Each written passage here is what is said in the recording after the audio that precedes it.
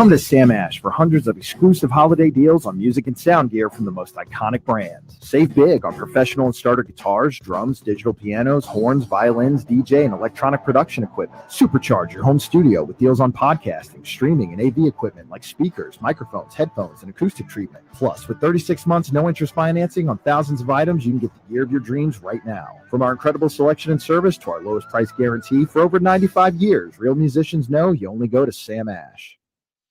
At Life's a Beach Realty, we're all about life on the beach. Stunning Panama City Beach and one of the most beautiful properties on the Gulf Coast, Shores of Panama.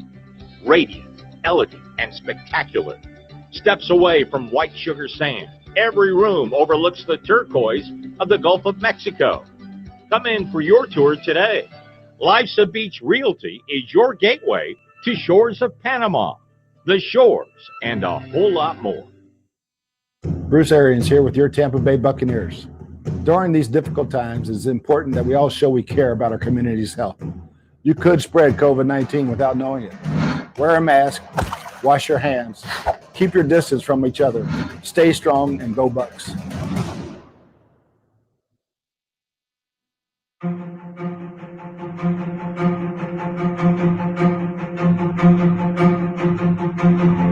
Realizing my potential has been what my career has been all about.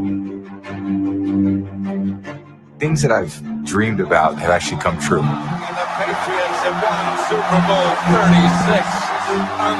Unbelievable. Things have happened in my life as I kind of hoped they would happen. It's been, just a complete evolution. How I just kept kind of fighting and clawing to continue to power forward. You just keep putting one foot in front of the other, and you keep trying to make progress. So when I look at over 20 years, I look how far I've come. But there's not one step that I took where I realized, look how far I've come.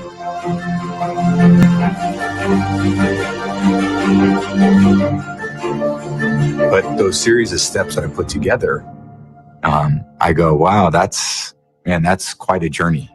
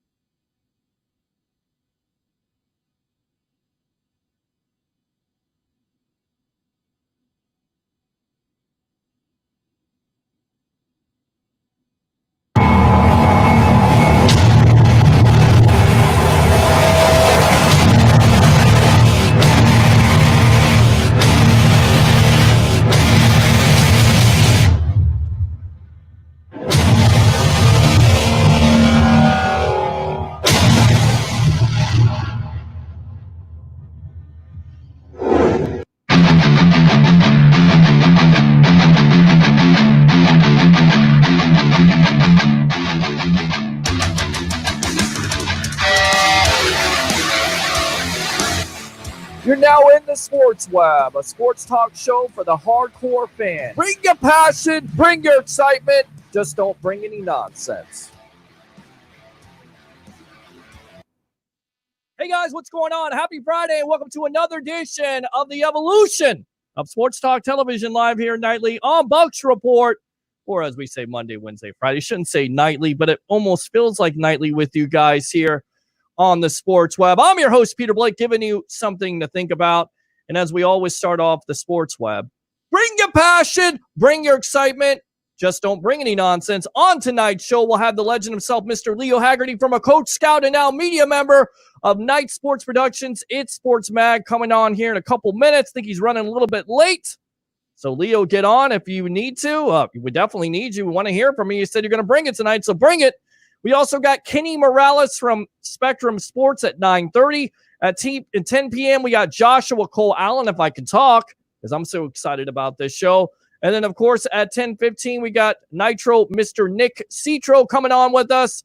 And then we'll have the dude at 10:45. And then, of course, your phone call, 727-255-0391. It's 255-0391. If you don't know what this is, let me introduce you. Welcome to the Evolution. And what is the Evolution? Is it a TV show? Is it a radio show? It's both. It's interactive for all Bucs fans, for all football fans. If you're on here, you're a webhead, you can text in or, of course, call in. Have my personal phone line. Don't abuse it. So we will definitely talk with you a lot tonight. So let's get into it. Big time news today, kind of surprising. According to Rick Stroud of the Tampa Bay Times, JPP having some minor knee surgery. If you don't believe me, then go ahead and take a look at what JPP, and this is from Rick Stroud's Twitter feed himself. This is actually from JPP's Instagram here on the Evolution of Sports Talk Television. Enjoy.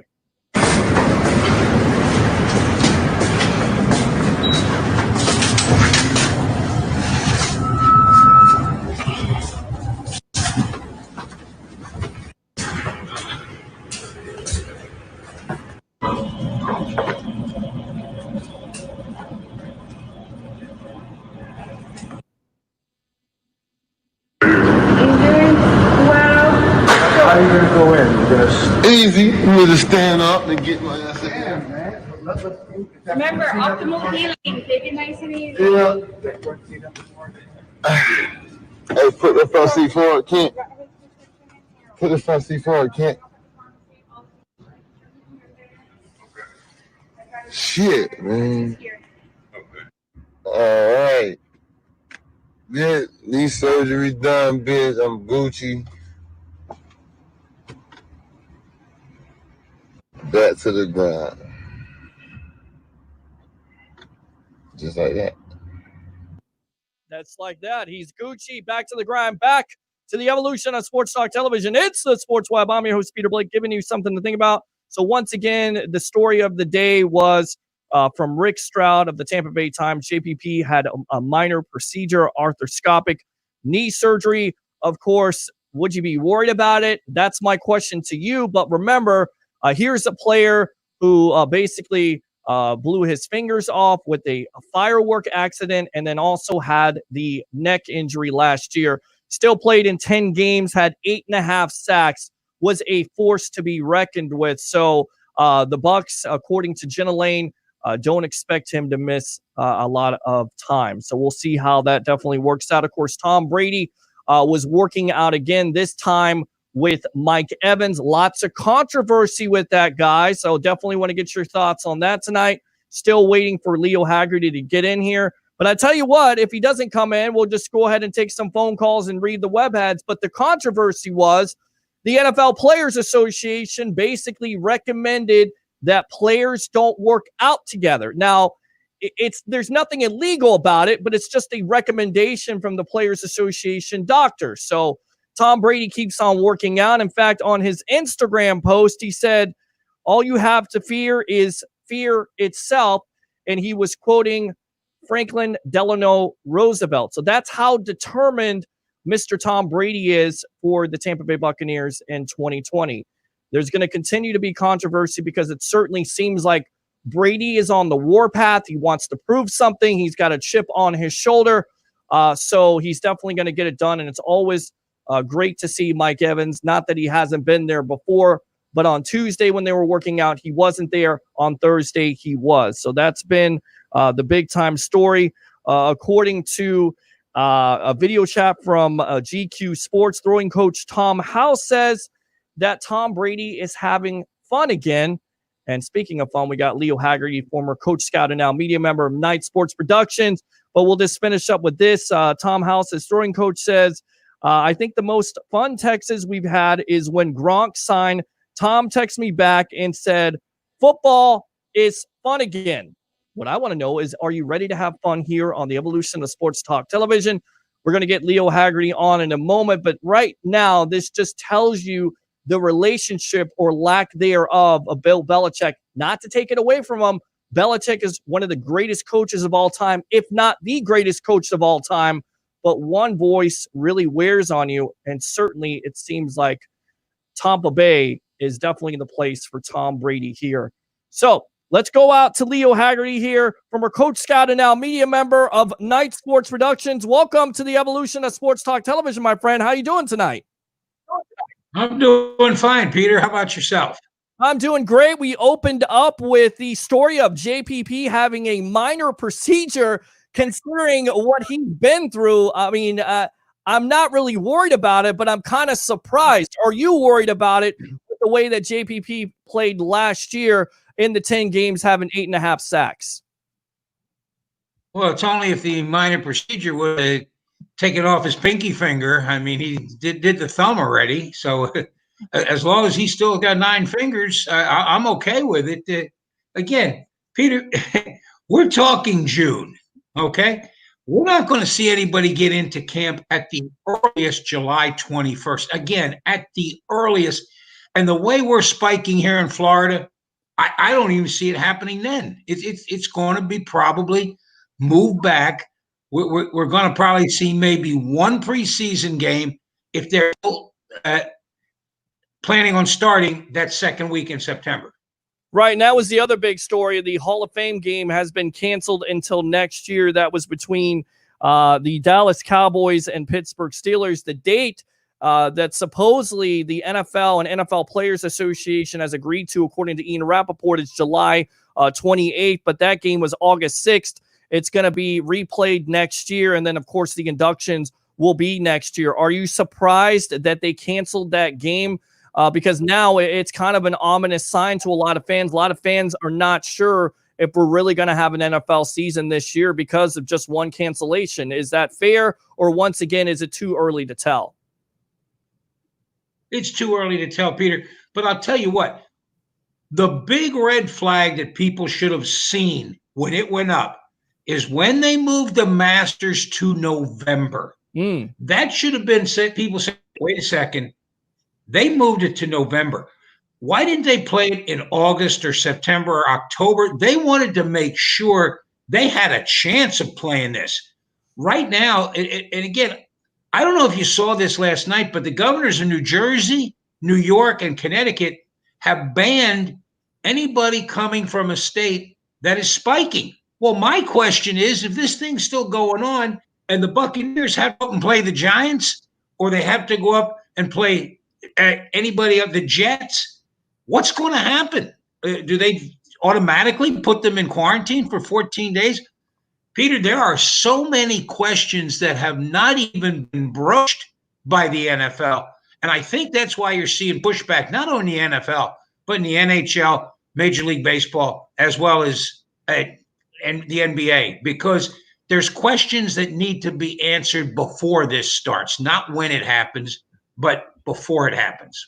And the pushback you're kind of talking about is Malcolm Jenkins, the safety for the Saints, basically paraphrasing, coming out this week and saying, I'm not sure if I want to play because of my family's health and also my well-being. And unless it's completely safe at this point, I'm not sure if I'm going to come back and play. Do you feel like there's players out there that kind of feel like Mr. Jenkins, or is he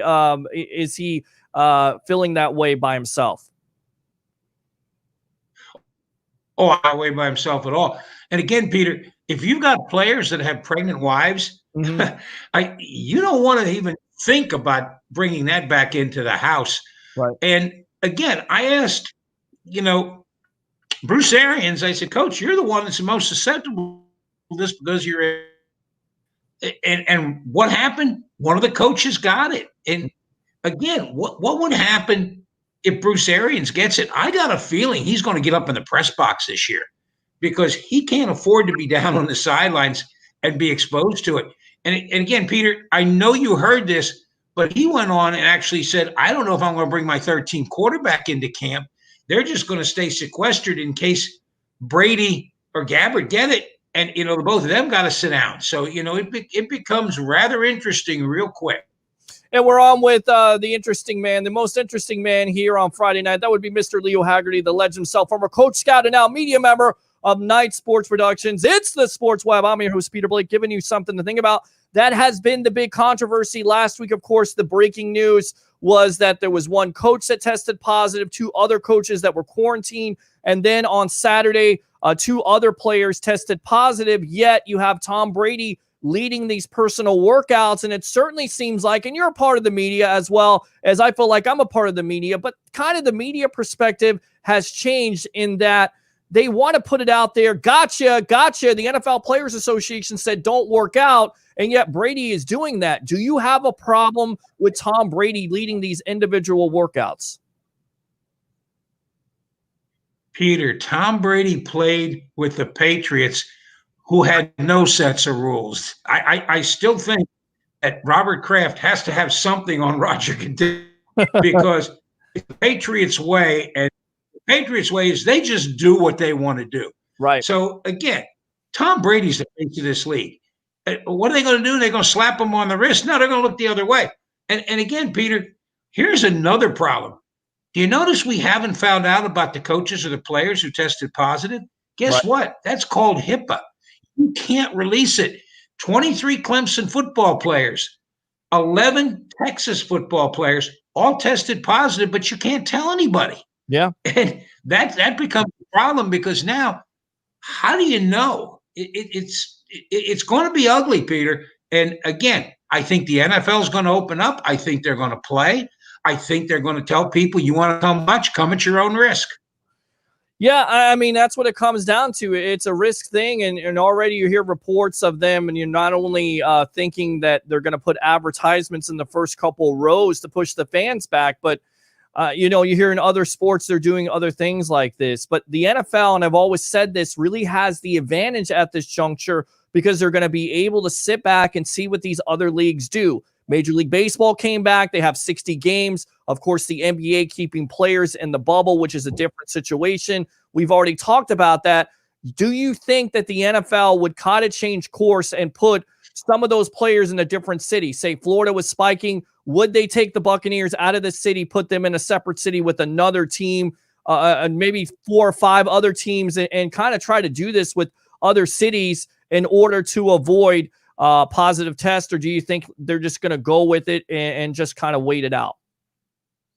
Peter, they're just going to go with it. And again, where are you going to put them? Let's say that Florida, Texas, and California are all the ones spiking. Okay, you got 3 teams in Florida. You got 2 teams in Texas. You got 3 teams in California.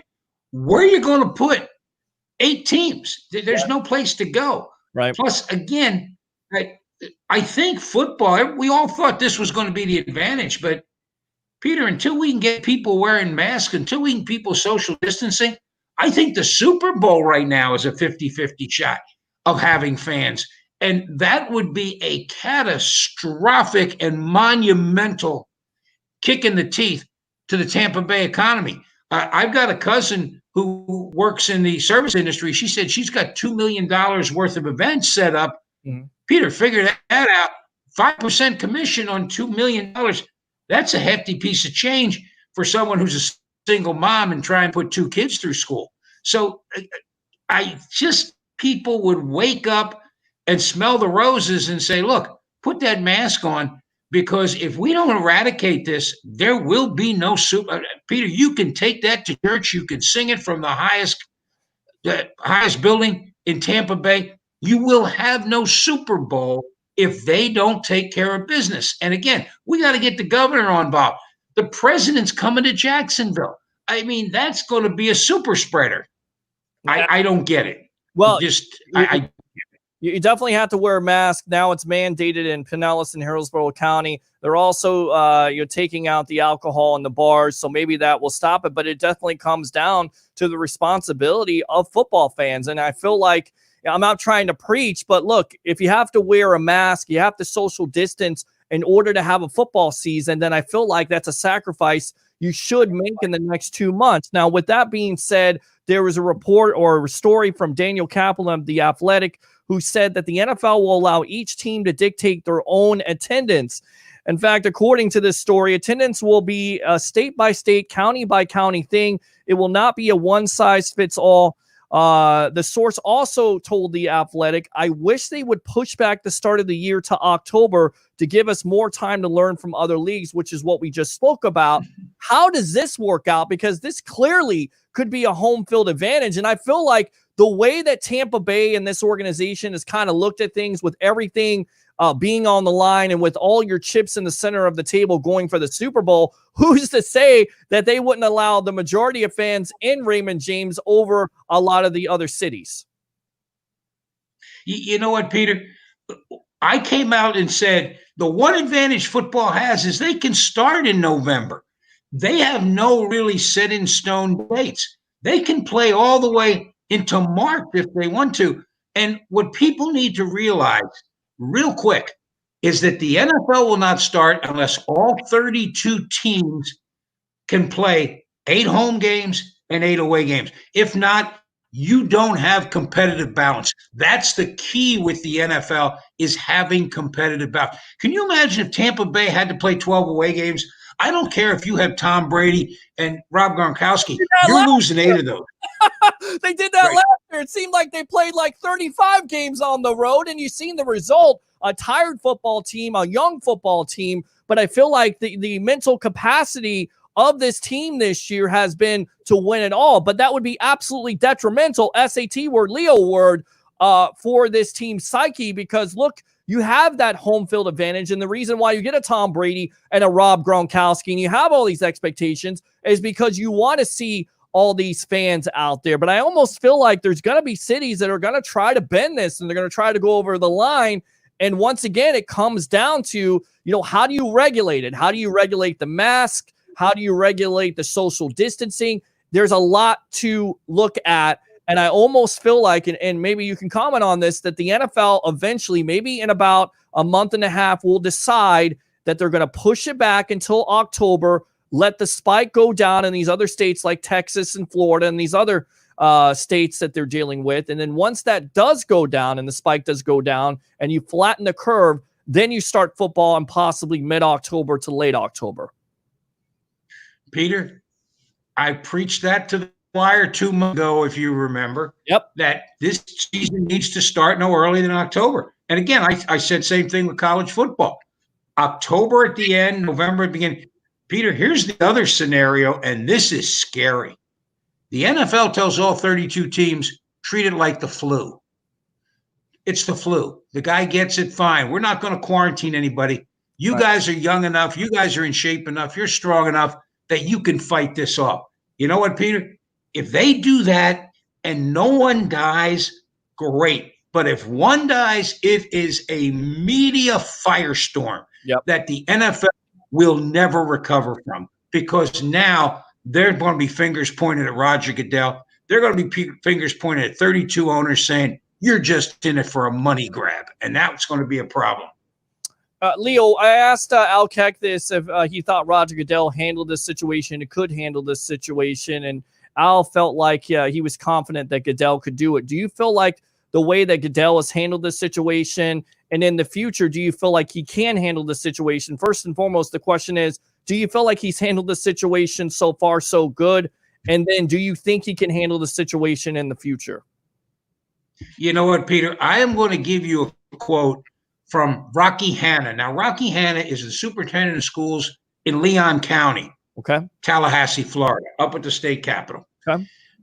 When asked if, they thought he was handling this situation well, he goes, well, you know what? In early March, when we got the pandemic, I opened up my superintendent's handbook to the chapter on how to deal with pandemics. And guess what? There isn't one. Peter, you cannot even think about blaming a commissioner because they have no idea what they're doing. Boy, you talk about throwing stuff on the wall and see what sticks. This is what's happening. And this is why the NFL needs to sit down right now and pump the brakes. They need to tell their franchises, look, we are going to start on time only, in capital letters, bold print, italicized, only if it is safe to practice and play. If it's not, we're going to kick this thing back. And again, they've got 7.25 billion reasons to start anytime because that's TV revenue. And again, Peter, I don't care if we have a Super Bowl in February or a Super Bowl in April. Just make it so people can go there. because if not, you're talking about probably 100,000 people descending upon the Tampa Bay area, and all of a sudden that's gone. That's a lot of income for a lot of people. Absolutely. Speaking of a lot of income, and we're on with the legend himself, Mr. Leo Haggerty, former Coach Scout and now media member of Night Sports Productions. It's Sports Mag here on the evolution of sports talk television. It's the Sports Web. I'm your host, Peter Blake, giving you something to think about. Dak Prescott signed his franchise tender. Are you surprised by that? And do you feel like, as somebody told me, that this could be setting up a possibility of him asking for a trade next year because he won't sign another franchise tag? What he signed a franchise tag for, Peter? That's got to be close to 28, 29 million, right? 31 million, my friend. 31 million. We're in the wrong business. Yeah. Where's he upset about? Where is he harmed? Yeah, if he gets hurt and he can never play again. But guess what? If I'm Dak Prescott, you know what I'm doing with that $31 million? I'm calling Lloyd's of London and I'm getting a daggone insurance policy on me, even if I got to drop $1 million to cover me in case that happens. Peter, how can you feel sorry for someone who's making $31 million? Okay, here's your choice. To do that, and again, what is he complaining about? Mm-hmm. He's with a team. He's with a possible playoff contender. It's not like he's playing in Cleveland. It's not like he's playing in Jacksonville. Right. The guy's playing in Dallas. And again, he will make his money. But I think what's happening here, Peter, is the owners are finally figuring out, wait a second, we need to back off these huge, humongous salaries because it's not going to be sustainable, SAT word of the day, Very down nice. the road, all for what's happening. You know, it's a business. Let's be honest. It's a business. And the market is, like that. I mean, Carson Wentz is getting his type of money. You expect Patrick Mahomes to get that type of money. Lamar Jackson, Deshaun Watson. I mean, there's a list of quarterbacks that have the opportunity to get that type of money. So right now, that $31 million may actually be a bargain. And I feel like Dak actually has some security for at least the 1 year, and then they can work on it. Real quick, when I ask you this final question, then we got Kenny Morales of Spectrum Sports coming on the evolution. There was a reporter by the name of Reuben Frank who put it out there that the Bucs were trying to troll the Philadelphia Eagles. Now, I know you're an Eagle fan, but they had Rondé Barber. They were doing a watch party for the 2002 NFC Championship game, and for me, that was one of the greatest games in Buccaneer history, and to get an analyst like Rondé Barber to break it down, do you think the Bucs and Rondé were trolling the Philadelphia Eagles, or is this much to do about nothing with the Eagles basically still hurt that the Bucs closed down the vet and also christened the link? You know what, Peter? If we're having sports, that probably doesn't even come on. But you got to fill a time slot. And again, I have no problem with what's happening. If you look at what the NBA is doing, if you look what hockey, they're doing the exact same thing. They're having guys come in and they're analyzing what happened in the game. Peter, I was at that game. I was sitting in the press box watching it intently. And when Rondé Barber intercepted the pass, all you heard was, and dead funeral silence. The whole entire stadium went dead quiet. I've never seen anything like it in my life because the Eagles saw right then, boom, it was gone. It was not going to happen.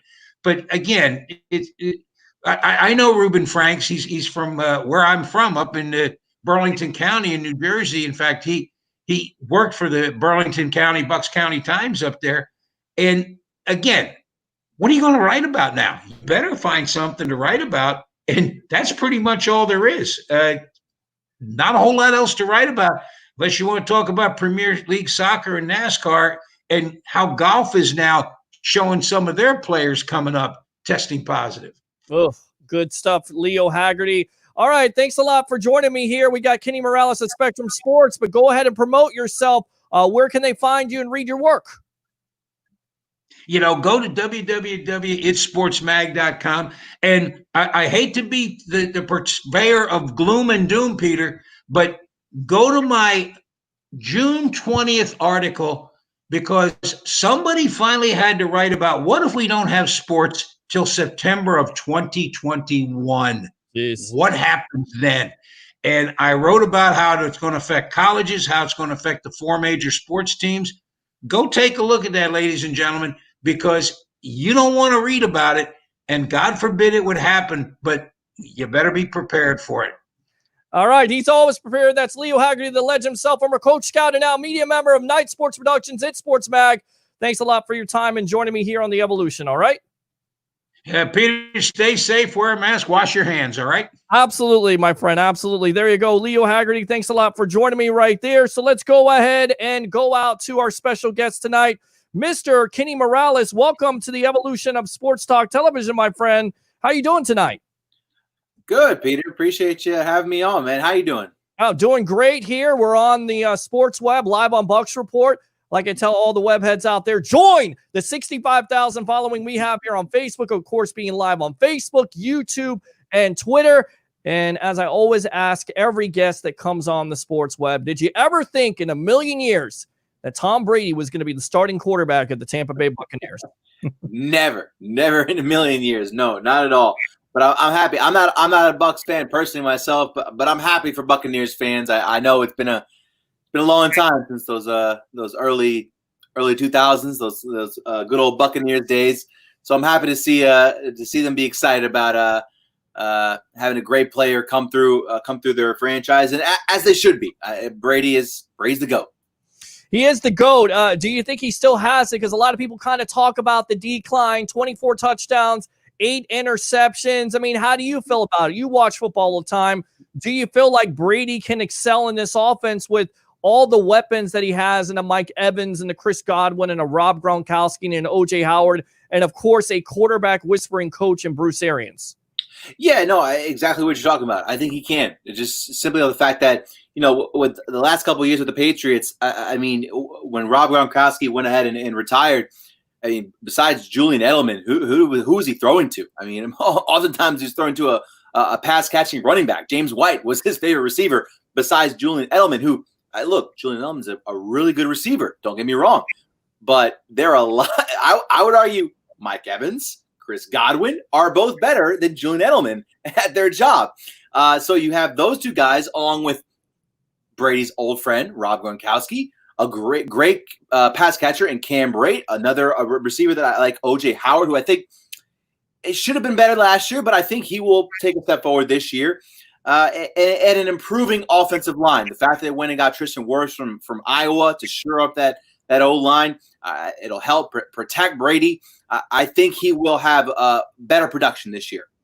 Is that the biggest question on this team, Kenny, is the offensive line, especially on this show, and they're not big-time fans, the webheads, of Donovan Smith. Do you believe that Smith will improve his play? Is that the biggest question, the offensive line this year coming into 2020?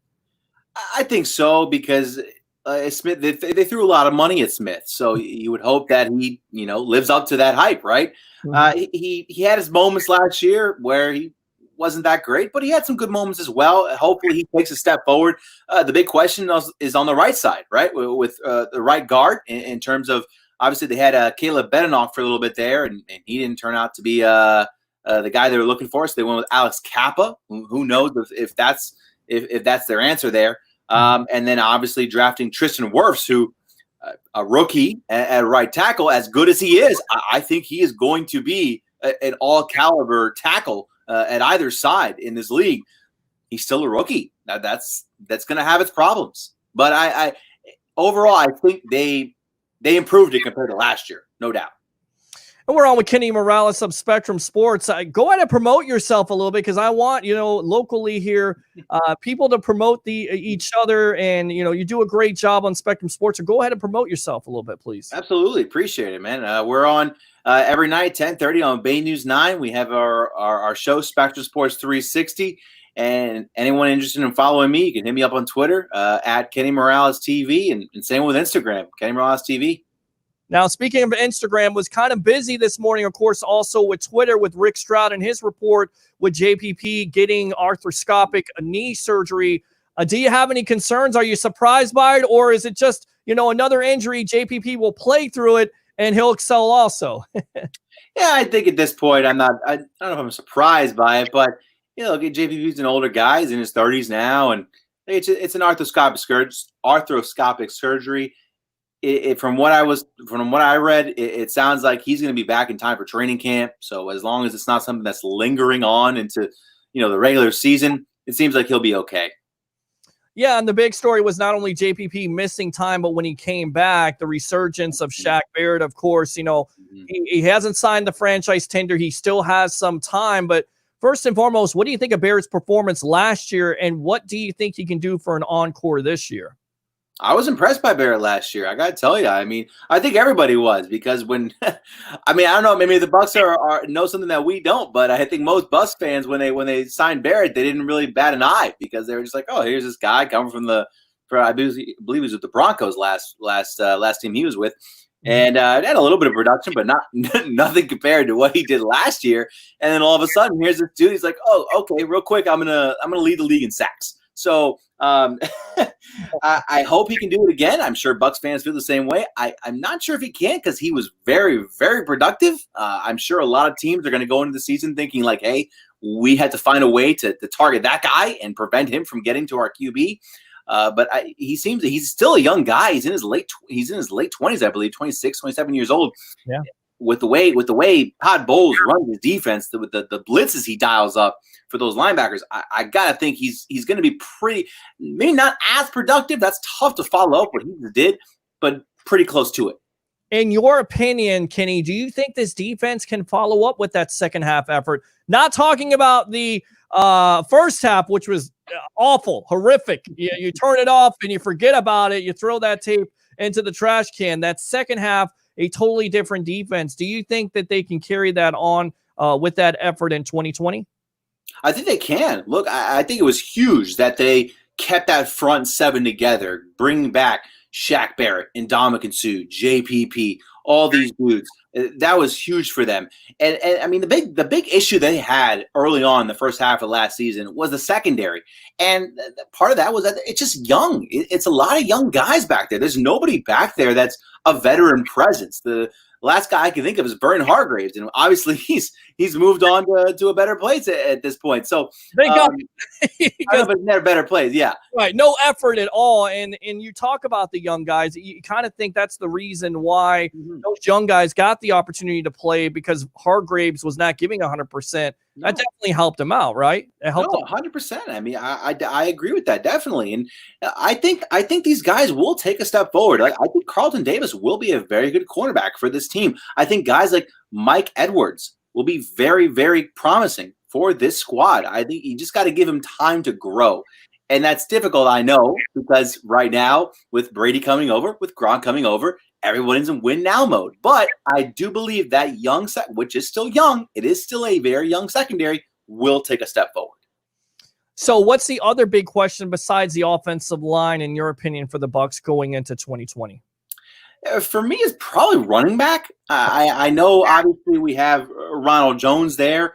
And then they went and drafted the young man out of Vanderbilt, Keshawn Vaughn. And he's, I mean, if anyone's watching the SEC football this past year, Keshawn Vaughn's he's a special running back. Don't get me wrong. But Brady obviously has a particular running back he likes, a pass-catching running back. Ronald Jones, he definitely showed flashes last year. I just don't know if he has the ability to do what maybe James White did. So, I know the past couple of times we had in our show, people brought up, maybe a Devontae Freeman, something like that, a free agent running back that maybe has some veteran experience, could provide a little more oomph, if you will, to the running back room. But that's really the only question I have in terms of offense, because everywhere else, I think they're good. There's not much else you can do to that offensive line at this point. It's just trying to shore up what you can around Brady, right? Yeah, no, absolutely. And I think that's the big key. You have to protect Brady, because he's going to be 43 in August, and you can't afford to take those hits. And this is what kind of defensive coordinators we're talking about on ESPN, according to Diana Rossini. She was saying the defensive coordinator like Dennis Allen and Raheem Morris, who was former Buccaneer coach here, basically saying the way you stop Brady, you got to hit him, of course, that interior pressure. And then also they felt like Rob Gronkowski really isn't a number one priority. Where do you see Gronkowski fitting in with this offense? He's taken off a year, did some wrestling, but you look at the Instagram pictures, and I get it. It's just Instagram pictures, but the guy looks like he's jacked up and ready to go. Yeah, I don't know if it's just you or me, but like I feel like the guy's always jacked up, ready to go. Right? Like no matter what. Right. The guy could take off like 5 years. He's still jacked up, ready to go and play football. Right. No, I think Gronk. I don't know if he's going to be the number one target that he was back in the day when he was with the Patriots. But look, he was honest when he had his media availability with the Bucs. If they need him to block, he'll block, and he certainly has proven he can be a good blocker. And so that might be more so what he is now with the Bucs. Which I mean. We'll see what happens, but if that's what the case is, the Bucs will take it. I mean, at this point, they already have so many weapons to work with. I mean, it's great to have Gronk as a weapon, but if he can also allow his ability to block, he is a good blocker. He was a great blocker, underrated, I believe. If you can add that on, it's what can you complain about if you're the Bucs? Yeah, absolutely. We're on with Kenny Morales of Spectrum Sports here on the evolution of Sports Talk Television. It's the Sports Web. I'm your host, Peter Blake, giving you something to think about. You talk about Gronkowski and O.J. Howard. In your opinion, Kenny, who is the breakout player on offense and who is the breakout player on defense and why? Ooh, that's a good question. Breakout player on offense. Yeah. Man, for sure is last year Godwin. Man, last year everyone was talking about O.J. Howard, and I want to say O.J. Howard again. I'm gonna go with O.J. Howard again because I do really think he is a special talent and a special athlete. And I mean, man, he had some bad breaks last year. I mean, there were just some bad breaks last year, especially with Winston throwing. I mean, there were a couple passes where they weren't Winston's fault. They were not Winston's fault. They were interceptions, and they completely just bounced off OJ's hands. And Winston it was not his fault at all. OJ just didn't catch it. But I think he could take a big step forward here because he was back in his days at Alabama, he was a special talent.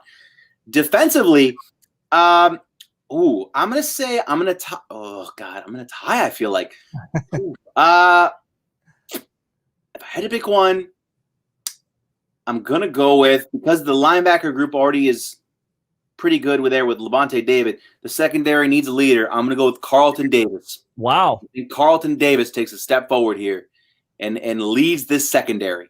Yeah, I mean, you look at Davis's play at the second half of the year and what he did against top wide receivers and a Julio Jones and, of course, a DeAndre Hopkins, who's now in Arizona, and he really shut those players down, in my opinion. And you can go ahead and comment on this. The thing that Davis really has to work on, not only is he physical, because he's the NFL prototype of what you want in a cornerback, but he's got to stop being so aggressive. It seems like he's picking up some penalties that are really hurting this team. Is that what you see, or do you see something else that he should be working on? No, I think you hit it right on the nail on the head. I think it just, and that comes with being a young player. You're just aggressive and you want to stop everything you possibly can. But sometimes you just got to know when to pick your poison and not get those penalties. And he'll learn. And I think this year as well, we'll see him learn and really take a step forward. Now, of course, this is being the center of the universe because of Tom Brady, but the big controversy here the last couple weeks is the secret workouts or non-secret workouts, because you have a helicopter flying around and showing all this. First and foremost, do you think eventually Brady and this team will stop the personal workouts because either the Players Association or the league will get into the Bucs' ear? Or do you think Tom Brady is not going to be stopped and he's going to get ready for 2020 with this offense? It's funny. I was on a podcast like not too long ago, and they asked me the same question. Look, I gave the same answer. I don't think they're going to stop until the NFL provides a mandatory request. Unless the NFL and the Players Association straight up comes out and says, "Hey, we do not want you practicing with each other." That's not going to stop Brady from throwing to his receivers, to his running backs, and practicing with his new teammates. And look, I don't blame him. I mean, as long as he's safe, which I'm guessing he is. I'm not seeing any pictures of Brady out and about in public. I don't see him in any bars or restaurants or anything like that. Right. Other than his practices, he seems to pretty much keep to himself, which is good. We don't know in terms of like what they're doing testing wise before they go and meet up with these other teammates of his. But yeah, to me, as long as the NFL doesn't come in and say, "Hey, shut this down, I don't think they're going to stop. Even with everything that's going on off the field, do you think there could be a possibility where this offense does start out slow and, like you talked about, the defense carrying in the day? Or do you think this offense gets out to a surprising start? Because we talked to Mike Giardi the other day of the NFL Network, and he said, I would not be surprised, Kenny, if Brady doesn't throw less than 30 touchdowns. In fact, he put a number on it, either 33-9 or 33-10. Could you see that happening with Brady this year? I think so. I mean, look, I do think there might be a little bit of rust in the very beginning, but I mean, especially if they're going to go through right now, if we're going to go ahead and assume what we're going off the models and the data we see right now with all this coronavirus stuff, let's go ahead and assume that the preseason is limited to less than 4 games, which it very well might be. And coronavirus aside, is something I would like to see, but that's another story. I think it might take them maybe a game or two to kind of get in sync. But look, Brady's been around for a long time, and it's not like he's linking up with a bunch of rookies or anything like that. Like Mike Evans, Chris Godwin, these receivers, these tight ends, they've been in the league for a long time.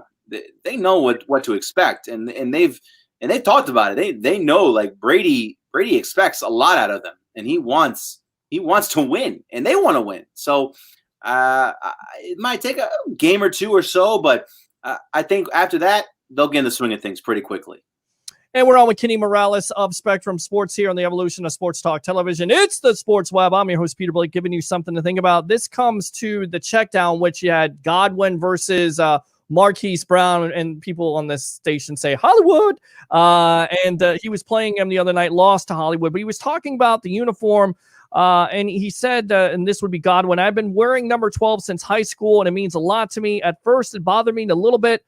It was kind of getting at me because it's a part of my identity. But when the GOAT comes calling, you kind of concede to him. Like I said, hopefully I can get a ring or 2 or 3 out of that. And I was more than happy to do it. I have a new identity, a persona now. I'm 1-4, and we're going to move forward and make something special with it. And he goes on to say, which is awesome and a great soundbite, Brady promised Godwin a ring, not just any ring, not a wedding ring, a Super Bowl ring. So, I mean, already those expectations are there. I'm going to put you on the spot because we're going to get you out of here. I know you're a busy man, so thanks a lot for your time once again. How many wins do you think the Tampa Bay Buccaneers have in 2020? In your opinion, is it Super Bowl or a bust in 2020?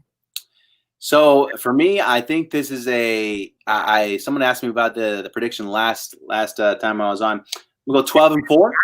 I think they go 12-4 and they have a really good regular season. I think they make their way through the playoffs, and I do believe they make the Super Bowl, but I think the Super Bowl might be where their run ends, and I think they might lose to the Kansas City Chiefs. Wow, there you go.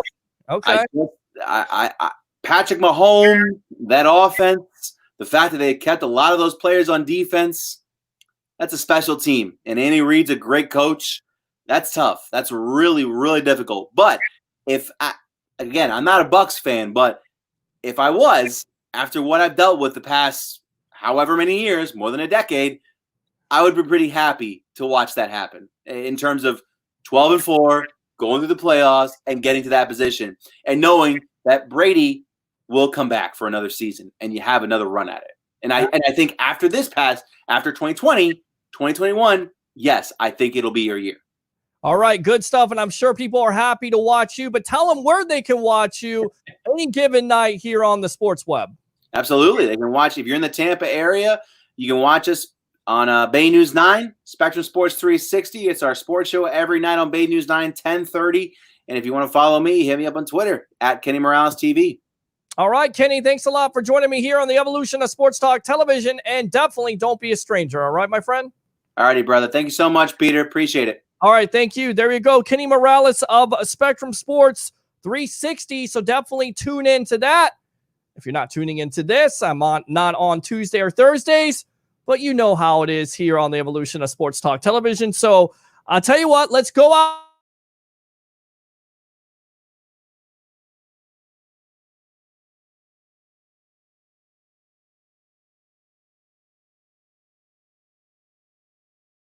out to the Kenny Morales. It's all about. It's about hearing what you have to say. It's about hearing what they have to say, different perspectives on how people think. I love that. And I'll tell you what, we'll open up the phone line here. 727-255-0391. It's 727-255-0391. Let me plug this in here. Actually, let's go ahead and read the webhead comments, and then we will plug the phone line in, and we'll get you ready for the evolution. Let's see here. Best virtual edits video. What's going on? Hey, how's it going, Dylan? What's up? Are you ready for some football? Jacob, I am definitely ready for some football. Are you ready for some football? I know a lot of people have been down about the COVID stuff. That is the reason why we get on here every night and we talk football. We talk about your Tampa Bay Buccaneers and we talk around the NFL because there's still hope here and there's still time. But of course, a lot of people looking at these last 2 weeks, it's been very tough and very ominous, to say the least. So we'll see how it transpires. And if the NFL has to push it back to October, are you okay with it? That will be another question for the night. So yes, I'm definitely ready for football. What's going on, Joshua? How you doing? Milo says, all right, I'm finally over Winston. I'm excited about TB12. Well, it's about time. Thanks a lot for joining us there. Need some attention tonight? Dial 1-900 rent a friend. Oh, I thought you were doing the song from Sir Mix-a-Lot. Okay, I'm not going to go ahead and do that. But if you do know, Google that. You'll know what the song is that I'm talking about. Pretty good. How are you, says Dylan. Sounds like it's going to be a great show. It's always a great show here on The Evolution. If it's not, that's my problem. I strive for greatness every night. If I don't put on a good show, the next show will be better. That's how we do it here on Bucks Report. That's the standard. Every show on here should be great. If it's not, then it will be. We'll push ourselves to get there. Join the 65,000 following we have here on Facebook. Of course, being live on Facebook, YouTube, and Twitter. It's the evolution of Sports Talk Television. I'm your host, Peter Blake, giving you something to think about. Good man, just grinding. Absolutely. Always grinding here. You know it. Khalif says, love the webheads. Love them too. Absolutely make the show go around. Yes, sir. The grind never stops. You know what Dylan says. I believe LVD had the same last year and had a good, I guess he had the same good year last year and was good to go. So we'll see how he comes out this year, right? Because there's going to be a lot of attention paid to the Tampa Bay Buccaneers in 2020. Why? The expectations are there. You just heard Mr. Morales and what he said, 12-4. You know what I've said. You've heard other guests get on here. 5 primetime games. Levante David is going to get a lot of publicity, and he deserves it. The reason why he hasn't been in the Pro Bowl, the reason why he's been an underrated player, because he's played for losing teams. That should end this year. So definitely looking forward to seeing Levante David in 2020. Should be a good training camp. Dylan, what's going on? Troy, how you doing? What's up, Bucks? Hell, I had my knee cleaned out 3 times just in high school. That would be Johnny Dean, the professor himself.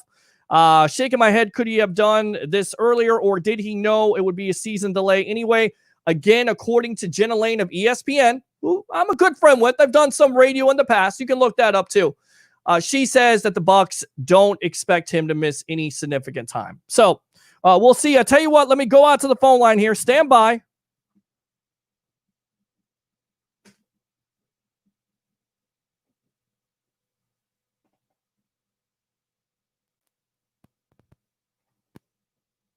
Well, you just have to hold on a minute here. Hold on a second. Let me just move over there. There we go.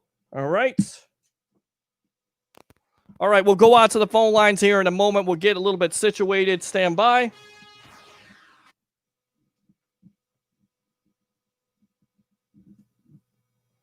All right, call back Matt Colson. Sorry about that. Was not hooked up, was not ready. That's my fault. So definitely get on the phone line, 727-255-0391. There's just a load of wires everywhere. So definitely call in and we'll talk to you. So I don't know about the timing of it.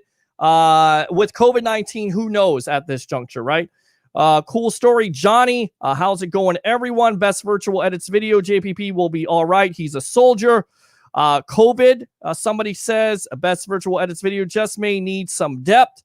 That'll be the delay. High hopes from Nelson and Bell.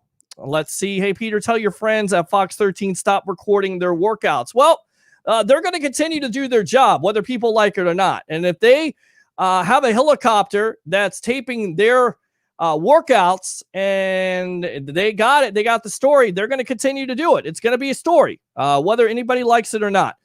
Probably just had it cleaned up. All right, so let's go out to Bucks Report. Pierre Paul procedure was to clean up some discomfort in the cartilage in his knee. There you go. What's going on, Tracy? What's going on? Hi, dear. Let's see here. Tracy says hello. Hey, Tracy. I agree, Joshua. Best virtual edits video. Yep. Let me just take that off of there. There we go. Okay. Go back to the webheads here. I just got off work. Greatest show. Bring your passion. Let's go, Bucks. Love it. Again, open phone line. If you want to call in, Matt, the phone line is working. 727-255-0391. It's 727-255-0391. So let's go out to the phone lines. Matt from Oklahoma City, welcome to the evolution of Sports Talk Television. What's on your mind? How you doing, Peter? Buddy, I'm doing good. I'm trying to get these wires situated. I feel like I'm crowded with wires and kind of cause a little bit of a delay, but we're back and running again. So what's on your mind, Matt? I just wanted to disagree with your second guest. Okay. About his idea about Andy Reid and Kansas City being the stop. Okay. Andy Reid's history is not playoffs, and it's definitely not Super Bowl. Okay. He's had teams that are always over 9 wins, it seems like, for most of his career, but he hasn't ever been to the playoffs all the way to the Holy Grail until last year, and somebody's going to figure out that team, if we can handle the speed, that he's not going to be able to repeat. That's what I'm thinking. Well, I mean, look, you're exactly right. Andy Reid never won a Super Bowl besides this year. There's always been that up and down thing. That's across the NFL. It's a roller coaster ride. Just because you go to the Super Bowl and win the Super Bowl does not guarantee you that you're even going to make the playoffs. And with everything that's going on off the field, who knows at this juncture? But you look at the division as a whole, and that would be the AFC West. You have the Raiders that are coming up, but they're not quite there yet. The Chargers, to me, are missing a quarterback. And then, of course, you got the Denver Broncos, who are kind of the unknown with the young quarterback and some young weapons. So they can make some noise. But at this juncture, I really feel like the Chiefs are in the driver's seat. You're looking at the two top teams in the AFC. In my opinion, it comes down to the Kansas City Chiefs and the Baltimore Ravens. Go ahead. I think the Ravens are the one you're going to watch. I think the Chiefs are going to fall back to earth. Okay. Because everybody plays every week post Super Bowl like it is the Super Bowl, so they can beat the champion. That, you know how that works. Right. So I don't know. But if we don't get back to a season, it really ain't going to matter. Well, how do you feel about all the cancellations that are going on? Of course, you had the cancellation this week of the Hall of Fame game. I mean, that broke my heart. Okay. You know, and I understand why they did it. Sure. But can you imagine if you're somebody who played for 20 years and this is your last year of eligibility or whatever the heck they do, right? And you finally get selected and you can't go get your damn trophy or your jacket, and you can't get your bust made because they're not going to do the inductions this year. They're not going to have an induction ceremony. Sure. At least right now. I don't know if they planned on moving it. I heard you talking about the Masters being moved to November. Well, they're going to move. They're going to move the Hall of Fame game. It's going to be played next year along with the induction. And you think about Jimmy Johnson. This came out in an article where, you know, he was looking forward to it. He's waited, and he even said, look, I'll wait another year, but it's disappointing. And guys like that, you know, finally get a chance. And shame on all the writers out there who didn't get Jimmy Johnson into the Hall of Fame until now. What does Johnson have to do to earn himself a Hall of Fame bid? I don't understand why it took so long. I get it. There's a list, but come on. No, he got held back because he was Jerry Jones' coach. Well, that doesn't mean anything. The Dallas thing with Jerry Jones is people don't like that team. It might be America's team, but it's not America's favorite team. No. So not by any means. No. That's the way I see it. It hasn't been that way since Landry left. Yeah. So no, I agree. But the COVID thing is really going to screw up the season as far as I'm concerned. I would not be surprised if they didn't have an 8 or 9 game season by the time this is done, because you can't dictate anything. And right now, Dallas County, which is where Dallas is Mm-hmm. is the number one COVID city in the country, followed by Phoenix, Arizona, followed closely by the state of Florida. So you got the Cardinals, you got Dallas, you got Houston, and you got Miami, you got Jacksonville, and you got Tampa. Where are those guys going to play? Because they're shutting down the bars in Florida, right?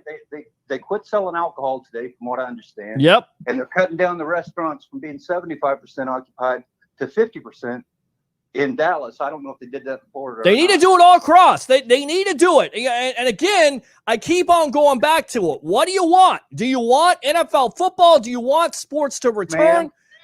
I don't get it. I don't understand it. You're trying to act reasonable about it. Right. People don't care about who they screw over. So they go out, I don't feel it, I don't have it, so it must be all right. Right. And it's like I told you before, it's not about you, it's about that old lady standing behind you or in front of you at the grocery store who ends up half dead because she needed a gallon of milk. Sure. And you were too belligerent and idiot to give that kind of courtesy to your fellow man or woman or whatever. Yeah. That's what it all boils down to. And here in Oklahoma City, we haven't had a bad incident with COVID in Oklahoma. We had some problems at the beginning in Tulsa because it's populated, but the state overall got away with it. But right now, AT&T has a policy to the wireless stores where if one of their representatives gets sick, they shut down the whole store for 2 weeks. Right. No pay. Everybody go home. So they're mandated to wear the mask. They have to do 6 feet apart. They can't walk the customer out the door like they used to. Mm-hmm. And even with all those precautions, this week, Rogers, Arizona, Rogers, Arkansas, which is next to Bentonville where Walmart is. Sure. Their store was closed Monday or Tuesday because of an infection. Now, there's nobody in that store that's over 40 years old. So there you go again. Everybody's 20-something to 30-something. Right. That's the group that's causing all the problems right now. Well, yeah, that's the spike in Florida. It's 18 to 35, which is disappointing because it definitely could have been prevented if people were wearing masks and social distancing and not going out to bars. And I get it. Everybody wants to get back to some normalcy, but you have to sacrifice a little bit in order to get back to that. And that's the problem. Nobody's willing to do it. So, and that's going to affect, NASCAR doesn't get affected as much because they basically got all their crews. They don't have people coming into the stands like they normally would. Mm-hmm. Baseball coming back in the end of July from what I'm seeing on the advertisements. Sure. And I don't know how they're going to handle that or if they're going to play in empty stadiums. Right. That's what they should do. The owners may not want to, but they better have zero revenue from the concession stands than have nobody able to come out to see the games. Yeah. Ever. Yeah. And that's where we're headed. The NBA, I don't know what's going on with that. I haven't caught up on it lately. But well, they're keeping all their players in the bubble in Orlando, so we're going to see how that works out. But they've done a lot of tests too, and they've had some people test positive. How are they going to be able to box up in the paint with 4 guys around trying to jump for a rebound, sweating and spitting on each other in that environment? You can't play that sport any other way. If they're testing every day and they're not and they're around each other every day and they're not going out to bars and doing this and getting around other elements, I think they'll be okay. I think they're going to be able to be fine. But the problem is the NFL can't do that because they got too many players that they could. The NBA can do it. The NFL cannot. So good stuff. The NFL's got 150 coaches here in Tampa, and you got the whole rookie class. So you're a jerk. I'm exaggerating, but there's 90-something players in there in the yes. preseason locker room. Yes, correct. And it's built for 50-something. Correct. And that's the big time challenge that you're going to have to you definitely overcome. And we'll see if the Bucs can do that. So that will be the story, I think, in the next because Ian Rappaport put out the date the other day, July 28th. This is when training camp is supposed to start. So we'll see how it goes. Matt, anything else? No, that's it. I still want to see him play. I just think we'd be smart to be happy with an 8-game season and be happy. Play the Super Bowl on time if that's what it's able to be done. Yeah, I don't want an 8-game season. I'm sorry. I don't want an asterisk by the Bucs or by any other team. Let's play it if they have to play later. Do you have a problem with the NFL putting the season back to October, mid-October, late October? Would you have a problem with that? Then when do the playoffs start? April? I don't care. Would you have a problem with that starting to on the short front, this side of it, yeah, that sounds great. Okay. But what happens in the off season? When do you get your downtime? When does your body recover? You deal with it. You deal with it. They're professionals. They'll deal with it. You mentioned the travel schedule last Sure. year. Sure. Absolutely. We had to deal with that. How Sure. did that work out for us? Well, didn't necessarily work out, but I think they're in a better situation at this point, Matt. Thanks a lot for the call. Appreciate you being on the evolution of sports talk television. All right, boss? You have a good night, Pete. All right, buddy. There you go. Good stuff, Matt Colson, my buddy there from Oklahoma City. Open phone line. We'll get Joshua Cole Allen on, our newest writer here who just kills it and grinds almost every night here on the Sports Web. I'm your host, Peter Blake, giving you something to think about. Again, open phone line, 727-255-0391, 727-255-0391. Locally here, Florida, it is raining. So what better place should you be here on Friday night? You and me, Joshua Cole Allen, and our other guest here. Let's go out to the webheads, and then we'll get him back on. Leo. The man says, Yaj, damn Yaj, I don't get love like that. Ha ha. I swear Leo was the inspiration for the old man in the movie Up. I definitely think that's possible and very accurate. Florida, put your damn mask on. Johnny Dean, you can just flatten the curve. You have to get the line turned downward. Absolutely. The dude looks like he's from Up. Joshua Cole Allen, come on, boss. Now you know you're the man also. Laugh out loud, all right? Milo says the Bucks closed the vet. That they did. Up next, Kenny Morales. He was great. Thank you very much. Rome needed the Coliseum to appease the masses. So does America. Rick Hughes. Goodness, Leo is killing me with the doom and the gloom. Hey, Tampa Bay. What's going on, William? Thanks a lot for tuning in. I missed it. What was Leo saying?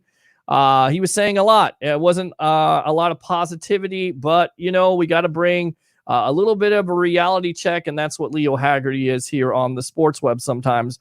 Why is JPP just now getting surgery? Great question. Bucks Report says most hospitals probably delayed non-life-threatening procedures during the pandemic, which is most likely the answer. Scotty Miller breakout, certainly possible. I say it will be Jamel Dean. He's the only one who took the step to get more game tape, and the others followed suit, says Johnny Dean. Kenny the Jet Morales, that's a good one. What's up, Twitter Spear? There you go. Dean will lead the secondary. He's the only one who went and asked for more game tape last year, and the others followed suit. Good stuff, Johnny Dean. Yash says Brady's not going to stop. He's going to keep practicing. What's up, Adam? Johnny Dean. Chiefs need to get past the Ravens, and the Bucks have to get past the Niners and the Saints. Let's see. I'm hungry, Peter. I don't understand Best Virtual Edits video. You always come on here hungry. Eat before you watch the Sports Web. Again, I'm not UNICEF, and I'm definitely not your Uber Eats. So you're not getting any wings from me. Love you, brother. Go Bucks. Think positive, and you will have positive results, and the Bucks will have a hell of a season. Where's Joshua Cole? He's coming on here in a moment. Yo says Tampa Prep. Subscribe and follow BR on YouTube. Absolutely. What's up, everyone? Hi, Tampa Prep. Up next Friday, Frenzy. Drop your comments in your phones can be heard. What's up, Dylan? Tampa Prep. Sup, Tampa. What's up, BVE? Good stuff. Peter struggling tonight? No, I'm not struggling tonight. We have a lack of depth at outside linebacker. JPP banged up, and Shaq has until the 15th to sign. I know what you're thinking, but here's a player in JPP who played through a neck injury, who's played through the firework accident. I think he'll be okay. Just saying. I'm just saying. Everybody, don't lose your mind. And I get it. Shaq hasn't signed yet. I believe he will sign. Booger actually called out Kevin O'Donnell on Twitter. That was funny. Why would he call out Kevin O'Donnell? Kevin O'Donnell is trying to do his job. Can we stop it? Can we stop criticizing people and say this is the job that they have to do? And I get it.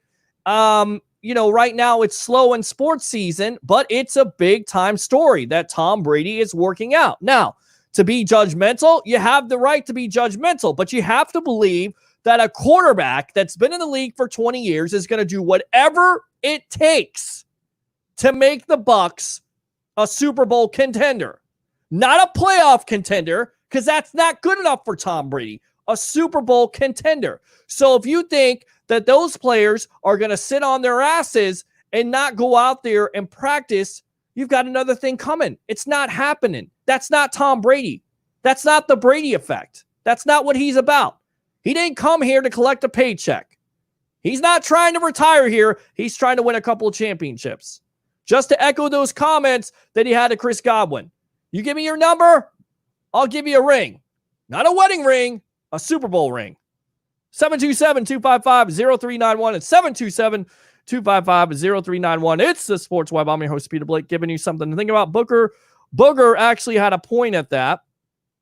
Peter, I need a music lesson. Okay. I don't know if I'm that good in, a music lesson. Oh, I get what you're saying.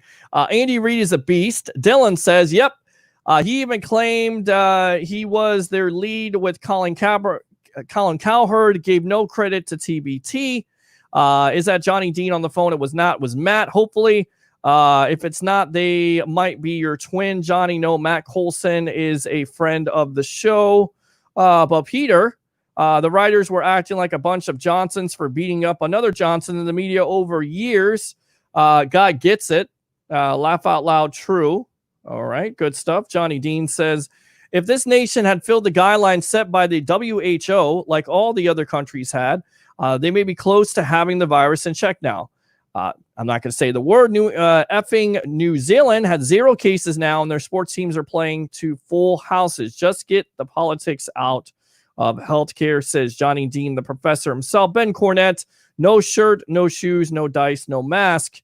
No, at best virtual edits video. That is Matt Colson. Isaiah, who's to say COVID isn't here in October? We don't know. You don't know. But if you do more precautions and you do more of protecting yourself, I think it will go down. Just saying. If the nation doesn't get its stuff together and take off the tinfoil hats, it will be. What's up, Tampa Prep? Peter H. Blake, really good job with getting Kenny Morales of your show, because Bay News 9 is a really good news station. That it is, of Spectrum Sports. What's up, Joshua? I'm worried, though, about outside linebacker. I definitely think that will be something the Bucs may address with the Clay Matthews, or they're going to go with Anthony Nelson. They don't have to do it, Peter, says Tampa Prep, and that's wild. All right, what is wild is getting this guy on right now. That would be Joshua Cole Allen. Welcome to the evolution of Sports Talk Television. And as always, when you come on this show, we have a little bit of controversy. First and foremost, how are you doing tonight? Doing great, man. How are you? Doing great. We just had Leo Haggerty, the legend himself, former Coach Scout, and now media member of Night Sports Productions, It's Sports Mag, and then, of course, Kenny Morales of Spectrum Sports 360. And the big story today was JPP and a arthroscopic knee surgery. Any concerns? Not really. By looking at the timeline for his recovery, he should be recovered by training camp, if not miss just that first week. He's a solid veteran. He knows what he's doing. He kind of knows the offense, the defense rather. So I'm not worried about him having to pick something like that up. The problem with that is, I've seen a lot of comments and a lot of people saying, well, why didn't he have it sooner? And to answer that pretty much is a lot of non-essential surgeries were delayed because of the COVID-19. They needed, the ER room, and they needed, doctors to be on hand for life-threatening surgeries. So that could be one reason why it was delayed. We obviously don't know. It's all speculation. With a consummate pro like him, I think he'll be fine for training camp. Yeah, it's all speculation, but I'm going to throw it out there. Are you concerned about JPP and his surgery today? 727-255-0391 and 727-255-0391. Fill up those phone lines. I've got 5. This is my personal line. I could have women calling my line. I could have bill collectors calling my line. But if you're calling my line, you're definitely going to get on the evolution of Sports Talk Television. Just telling you, I made a sacrifice. With that being said, more controversy surrounds Brady in the workouts. Yesterday, it was with Mike Evans, which was encouraging to see. I don't know if you saw him, but nobody's covering him. But how good was that to see of Evans working out with Brady once again? And then on top of it, the comment of the FDR.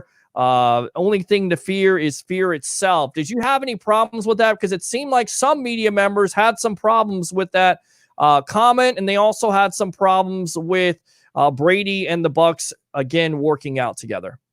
Well, it's definitely encouraging to see Mike Evans there. Chris Godwin is out there and Scotty Miller. So you have your potential 1, 2, 3 wide receivers out there. Ryan Jensen's been there the whole time, which is very encouraging, to build that, chemistry up between the center and Tom Brady. But I think the fear quote from FDR was kind of a little bit of a slap in the face. I believe that's how media took it. At this point, we know the risks of COVID. We know what the concerns are, and these are grown men, and they're also multimillionaires. So I'm sure they're doing their part to stay healthy as much as they can, and I'm sure they're getting tests done as well. They have the money to afford tests weekly. So I'm not really worried about them catching coronavirus together. I'm more worried about them getting the playbook down. So for me, it wasn't that big of a deal, but I can see how a lot of people could be thrown off by it just because of the recommendation by the NFLPA, the spike that's going on in Florida as well. But it's not a concern for me. All right, let's go out to the phone lines. Johnny Dean, welcome to the evolution of Sports Talk Television. The professor himself from Pittsburgh, PA. What's on your mind tonight? I just want to chime in on JPP's surgery thing. That is no big deal. Okay. Those clean outs are done constantly. I had 3 of them in high school, man. And when I got to Colorado, when I got there, they put a drain plug in my right knee, dude. I've still got the hole in my right knee. Sounds awful to me. Really doesn't sound like something I want to do on a Friday night. This was in the early 80s, dude, like 81 through 84. And the surgery, the procedure is a lot easier today than it was back then, dude. They actually took a drill and just drilled through your knee then. So it's not a big deal, dude. It wasn't a big deal back then, and it's certainly not now. Well, good. I mean, I think there's a little bit of people worried about it with the timing, if it's going to affect any of his training camp reps. But I agree with you. I don't think it's necessarily a big deal. I think a lot of people were surprised by it because of the timing. But once again, it goes back to what Bucks Report has kind of said here. The reason why they do it so late is because of COVID and having, the hospitals full with, all the patients and that necessarily not being the most important surgery, not being life-threatening, if you will. Not to mention, we're talking about JPP, probably the biggest Iron Man in football. He's a monster. And anybody said he wasn't going to play last year, shame on you. I did. I couldn't say it. Had that debate. Right. I told you I couldn't say it. I mean, the guy's played through too much. He blew, he blew his fingers off. I mean, it's just here's a guy that's fought through it. And look, it was self-imposed, but he has still been able to be at the top of his game. Remember, he came in here, 3rd round pick. People were like, oh, he's washed up. No, he's not. 12.5 sacks. And then last year, the 10 games with 8.5 sacks. And he absolutely energized that defense and took the pressure off of Shaq. That's why you have to be excited. Understand how amazing that is? That injury that JPP had last year put Mike Allstott out of football. Right. It's a friggin' neck injury. I feel like it's Kurt Angle all over again. You're wrestling. You're in Pennsylvania, a friggin' broken neck, and he comes back and wins a gold medal. And here's JPP dealing with a neck injury and coming back and acting like, first series versus Tennessee, sack of the quarterback, impact on the defense. No big deal. All right, guys, I just want to chime in a little bit. All right, Johnny Dean, anything else? That's it. All right, bud. Good show, Josh. All right, thanks a lot. Come on, Johnny. All right, we'll get the thing is too about that knee surgery. I mean, I know some people have concerns about it and the timing right before training camp, but I mean, let's play devil's advocate here. Would you rather have it happen right now? Would you rather have, because he didn't get it cleaned out, have an injury flare up during the season? For me, I'll take a week or two missed out of training camp from someone who's been through it multiple times and knows what to expect and has arguably probably been training hard on his own than having a missed 2 or 3 games during the season. All right, let's save that thought. Let's go out to the phone lines. Rick from Atlanta, welcome to the evolution of Sports Talk Television. You're on with yours truly, along with Joshua Cole Allen on this Friday night. Hey, guys. Man, what's everybody freaking out for? Everybody's just JPP. freaking out. I'm telling you, it's like, holy cow, man. Remember the Black Knight on Monty Python? It's only a flesh wound. Well, that's JPP.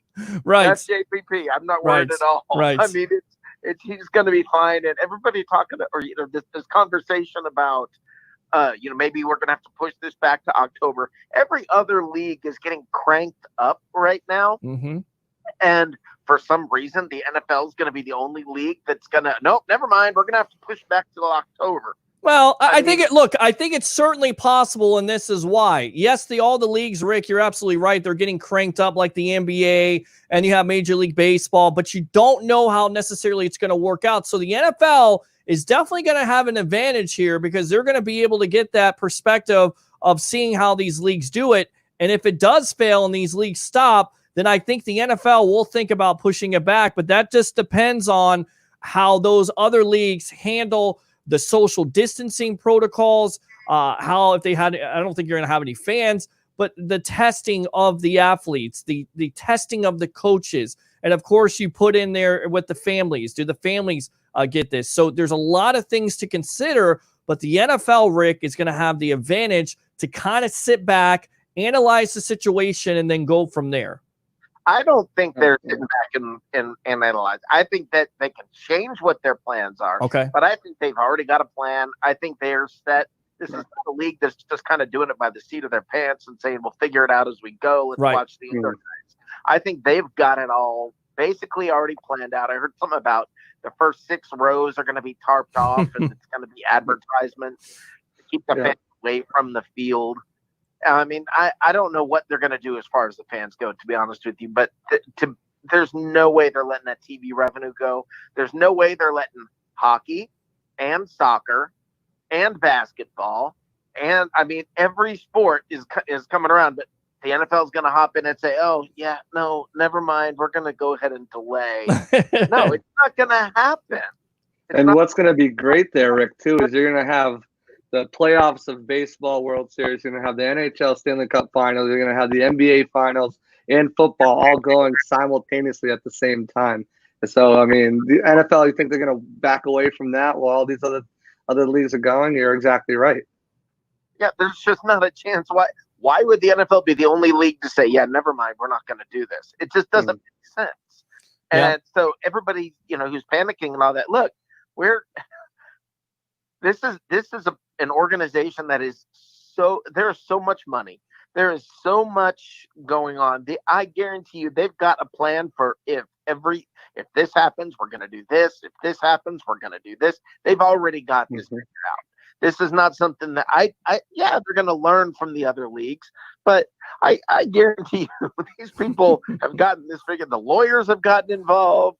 The marketing people have gotten involved. Everybody's getting this figured out, and they've got a plan. Yeah. They got a plan for no matter what happens. Well, they're definitely going to have a plan because this has never been seen before, and I think there's a lot of people looking forward to the NFL. I think there's fans out there, baseball and the NHL and NBA, of course. You always are going to have those fans. I'm a fan of those leagues. But when it comes down to the NFL, it's like religion. It's not for long. You've definitely got to have it. I'm not trying to be blasphemous here. I'm just saying on Sundays, you've got to have the National Football League. And I feel like the fans out there really want it, especially in the Tampa Bay area with all the excitement, Rick, and all the expectations with a Tom Brady and a Rob Gronkowski and the Super Bowl being in your own backyard. You got to have a season or something's wrong. Anything else? And maybe this is I don't know. Maybe look at the statistics isn't what everybody wants to hear about right now, because everybody likes to either go all the way one way or all the way the other. But while numbers are going up and it's younger people, the death rate and everything is just plummeting, and the serious illnesses are going down. So while you can look at the statistics and make whatever you want out of it, but the NFL, they're going to look at it from the bottom line, and they're going to look at it and say, yeah, okay, let's be realistic about this. And there's just not a chance. I mean, if the numbers change, partway through the year, I could see them stopping the year partway through, delaying it for a little while, and coming back. Sure, but they're starting this thing relatively on time. Who cares about preseason? I think we're all happy if that doesn't happen anyway. Preseason, Josh, and hold on, Rick. Josh, they're not going to really play Brady that much anyway in the preseason. They may see him a one series, may not even see him a series because you don't want to take the chance of having something bad happen, knock on wood. Yeah, I mean, I think, we might get out there 1 or 2 series just to kind of get some game reps because they did cancel the joint practices where a lot of that, would have been beneficial for him and for the team. So they might want to get him out there. But just as Rick said, the first game of the season is going to be played come hell or high water.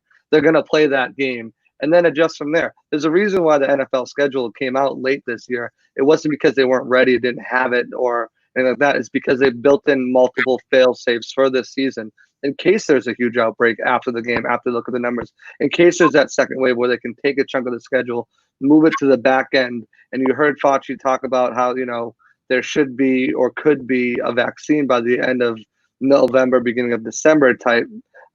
So you push those games back. You don't lose any revenue. You don't lose.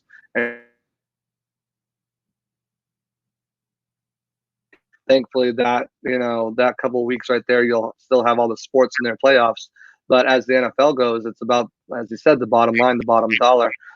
Yes, I think the cases are spiking, but deaths haven't really spiked with it. So that's something that the NFL is going to look at their bottom line and say, okay, well, more people are testing positive asymptomatic, but not as many people are dying. It's not like when it first started, which is obviously not the best way to look at it. But if you're a multi-billion-dollar company and conglomerate and you're looking at the bottom line, that's what they're going to do. So yeah, games are going to be played this season no matter what, even if there's fans in stands. I think being an outdoor stadium, you have a better chance of it. Although I did just read something about domes. They have ventilation, a lot of different ventilation systems in there where they, suck, the air out and bring fresh air in. And it's kind of fail safes just in case there was ever a terrorist attack, gassing or something like that in a stadium. They all have those built in. So, I mean, domes aren't going to be as effective as I think a lot of people are thinking. How are you going to play games inside of a dome with fans? It's just all wait and see. It's all we can do is wait and see. But you better believe that the NFL has a plan in place. Absolutely, Rick. Joshua, the one thing with Joshua bringing on Reed Sinnett and all that, I mean, that's going to suck not having. I'd love to see him play in preseason after watching the interviews and watching all of that. That was all fun and great to watch and all that. And that it sucks for players like that. I think those are the ones who are going to get hurt the most. And that I'm kind of bummed for him and the others like him, but they're going to practice more. They're going to spend that time practicing in the way with like they said earlier, with 150 coaches for the Bucks. We're going to know. Yeah, you're really gonna 150 coaches. That's good stuff, Rick. Anything else? Nope, that's it. All right, buddy. Appreciate the call. Definitely use that second call here on the Evolution of Sports Talk Television. All right.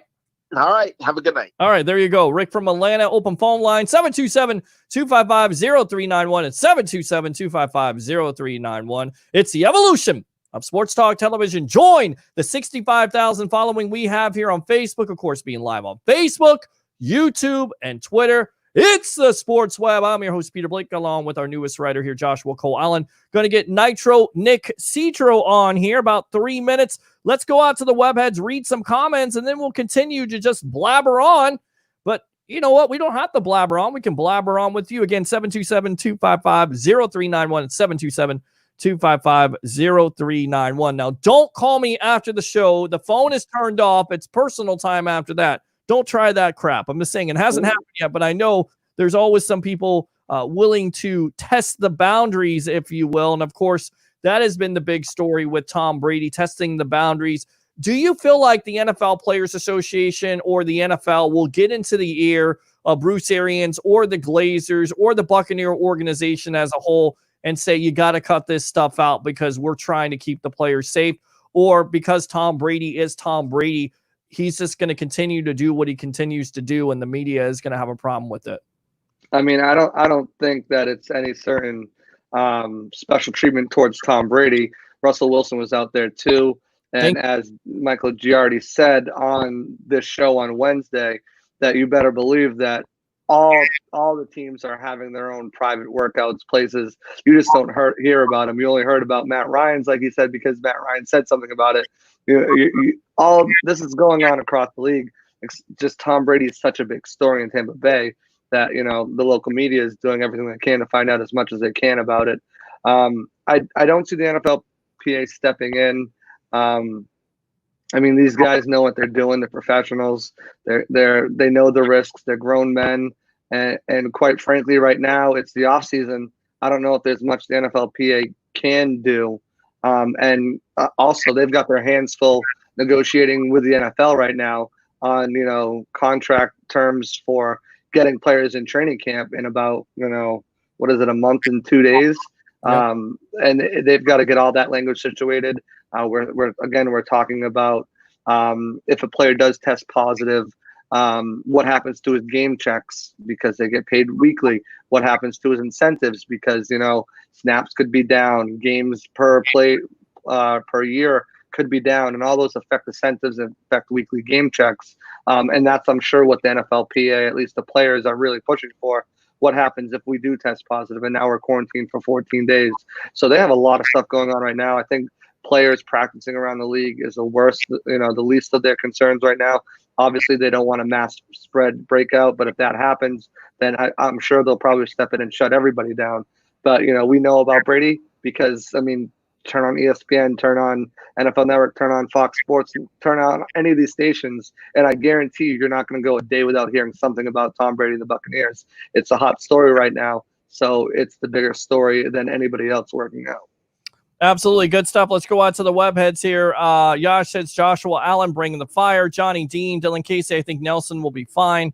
I see where you're coming from. Tampa, Justin says Josh Allen got the inside info mix. Dylan, I agree, but those guys could contribute as well. Clay Matthews would be a great addition. Best virtual edits video. I definitely want to hear that, Johnny. Sheesh, man. We need closure, I guess you're saying. I don't know what you're saying. Johnny Dean says Tampa Prep. Nick Cedro joins Peter and Joshua at 10:30, and it's 10:31, so we're going to get them on. We just want to read these comments. The NBA came through with their schedule tonight. I see it looks like they're going to be there's going to be a season played. That's actually aggravating. Wow, okay. But it's sports. Best virtual edits video. Got to have a plan. Johnny Dean says here, agreed, Tampa Prep. Frozen Joshua. And I feel like Peter is telling everyone it's his personal phone line is a passive-aggressive way to get the ladies to call. There's no ladies watching right now, I don't believe, but I'm just saying there have been other instances, not on this show, but in other shows where you give your personal phone number out and somebody abuses it. All right. Are you on Rent a Friend too? No, not at all. That's Alex Fleming right there. Alex Fleming is all about the invite a friend or be a friend or whatever. I think the whole thing is just weird. And the way you said it, the 1-900, it made me think a baby got back. 1-900 mix a lot, kick them nasty thoughts. Baby got back. All right, there you go. The sultry look on his face too. You're welcome. And speaking of somebody who doesn't know what I just said about the music from the 90s, Mr. Nick Citro, the analyst of Bucks Report. Welcome to the Evolution. And you're like, what did I just walk in on? These old farts talking about music once again. What's going on, my friend? Not much. I was born in 95, though, so I feel like, I was 4 in 99. There was music playing then. In the movie theater watching Lion King in 1995. I probably was, honestly. My first movie was Tarzan. That was like 97, I think. That was your first movie? Who did that star? Was that any good? Was it Disney? It was the cartoon movie. It had Phil Collins do the whole soundtrack. Did he do that? Was it Phil Collins? I believe it was Phil Collins. That was a great soundtrack. I think it was Phil Collins. I get him and the other Sting confused all the time. I don't know, Phil Collins or Elton John. It was Phil Collins. It was Phil Collins. I don't think it was Elton John. No, Elton John was Lion King. Oh well, okay. Well, he did do some soundtracks. You guys acted like I I didn't know what I was talking about here. So, but yeah, I mean, the big story has been JPP. Nick getting the arthroscopic knee surgery to clean out some things and some ligaments. Not really a big deal, but to some Bucks fans, it is kind of a big deal because they're kind of worried about him starting on time. What are your thoughts on it? You should not be worried in any way, shape, or form. I mean, this stuff happens all the time. I just caught the tail end of Johnny Dean talking, and they just go in, drain fluid, clean out debris. It's such a common procedure in the NFL. It takes 1 to 2 weeks to heal. It's a story because there's not much else to talk about. But I mean, I'm not concerned at all. He should be ready to go by training camp, no doubt. Hey, well, we got a new nickname for you besides Nitro. How about No Nonsense Nick? I kind of like that. I like that too. Who threw that out? Rick Hughes from Atlanta. I think that's who it is. I'll take it. There you go. No, Nick, you like that, Citra? Yeah. Well, no, get out of here, Joshua Cole Allen, Patriots fans. He's mocking me because of Kirk Cousins. You like that? Oh, I mean, we just gotta knock Josh around a bit here. Knock him down a peg here. Of course, the other controversy has been Tom Brady with his secret workouts. I feel like that song is going to come on from the '80s, which you wouldn't know, Nick. Secret lovers. That's what we're talking about. Like, how old are you, Peter? I'm 41, man.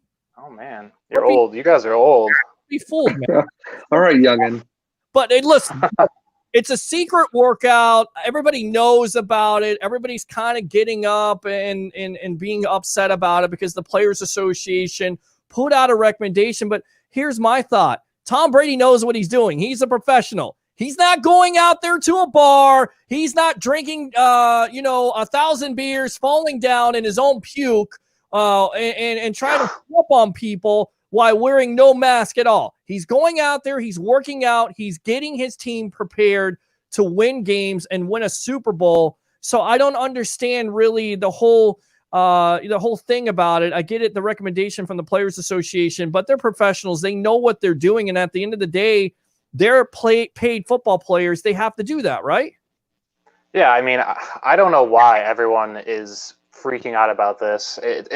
It's not like they have the entire 90-man roster showing up. It's 10 to 12 guys, skill position players, and Tom Brady. I think Ryan Jensen shows up too to take snaps. But I mean, also the secret workouts when you have a news helicopter flying over and people hiding in the bushes to take pictures. I mean, it's not much of a secret every day.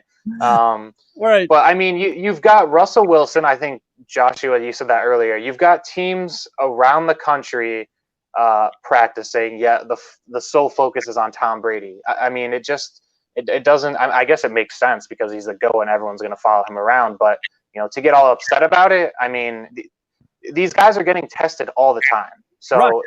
The two players that got tested positive for COVID, they got quarantined. They're not at the practice. I think JPP even posted a video of him getting tested yesterday.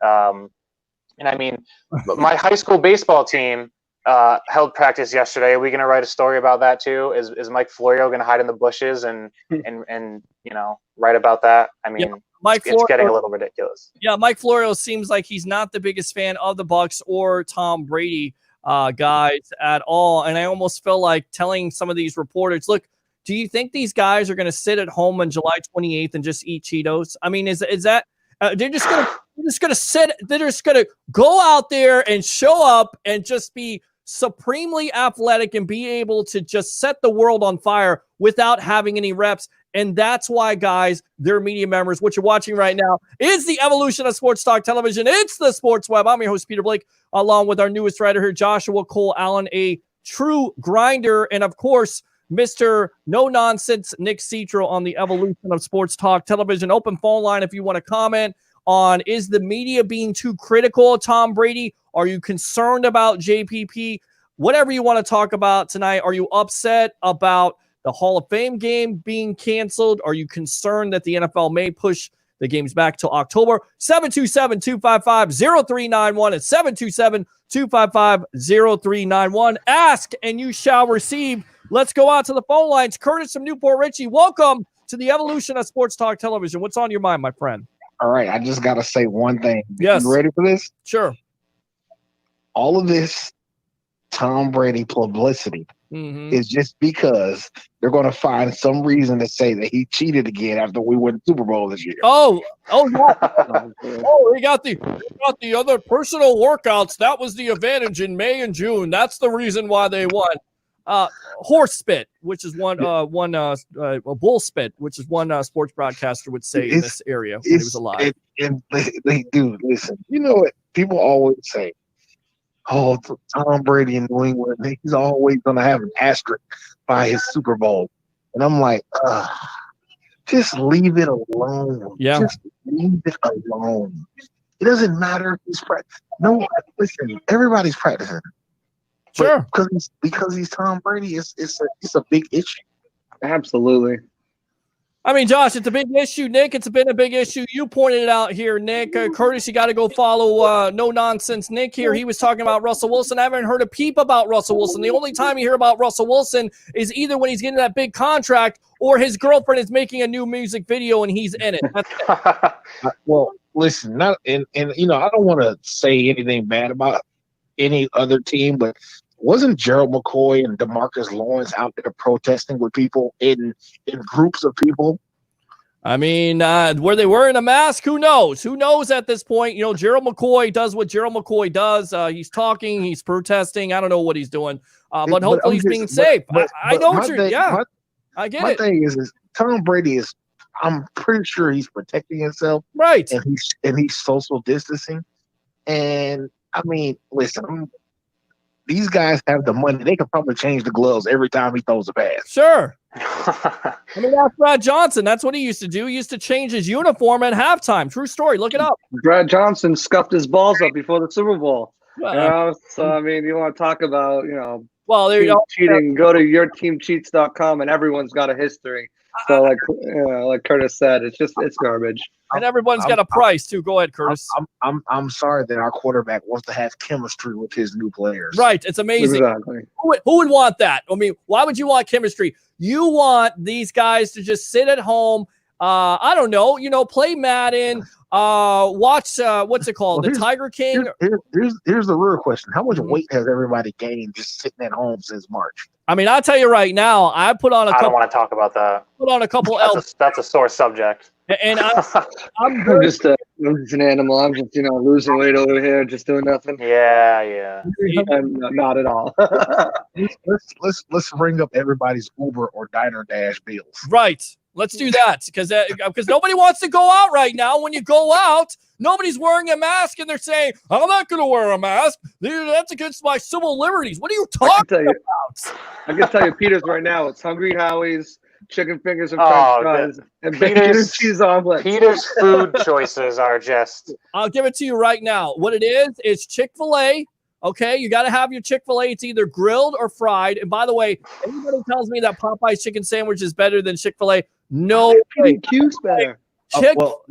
Don't forget Moe's and Tijuana Flats too. Okay. Oh, Moe's is so good. Moe's is great, but you can't go into Moe's. The problem with going into Moe's, they used to say, "Well, welcome to Moe's." You can't welcome yourself to Moe's. Everybody has a mask on. You can't go in there because you may get something. So no, but you have to order the large queso every time. Oh, absolutely. Of course.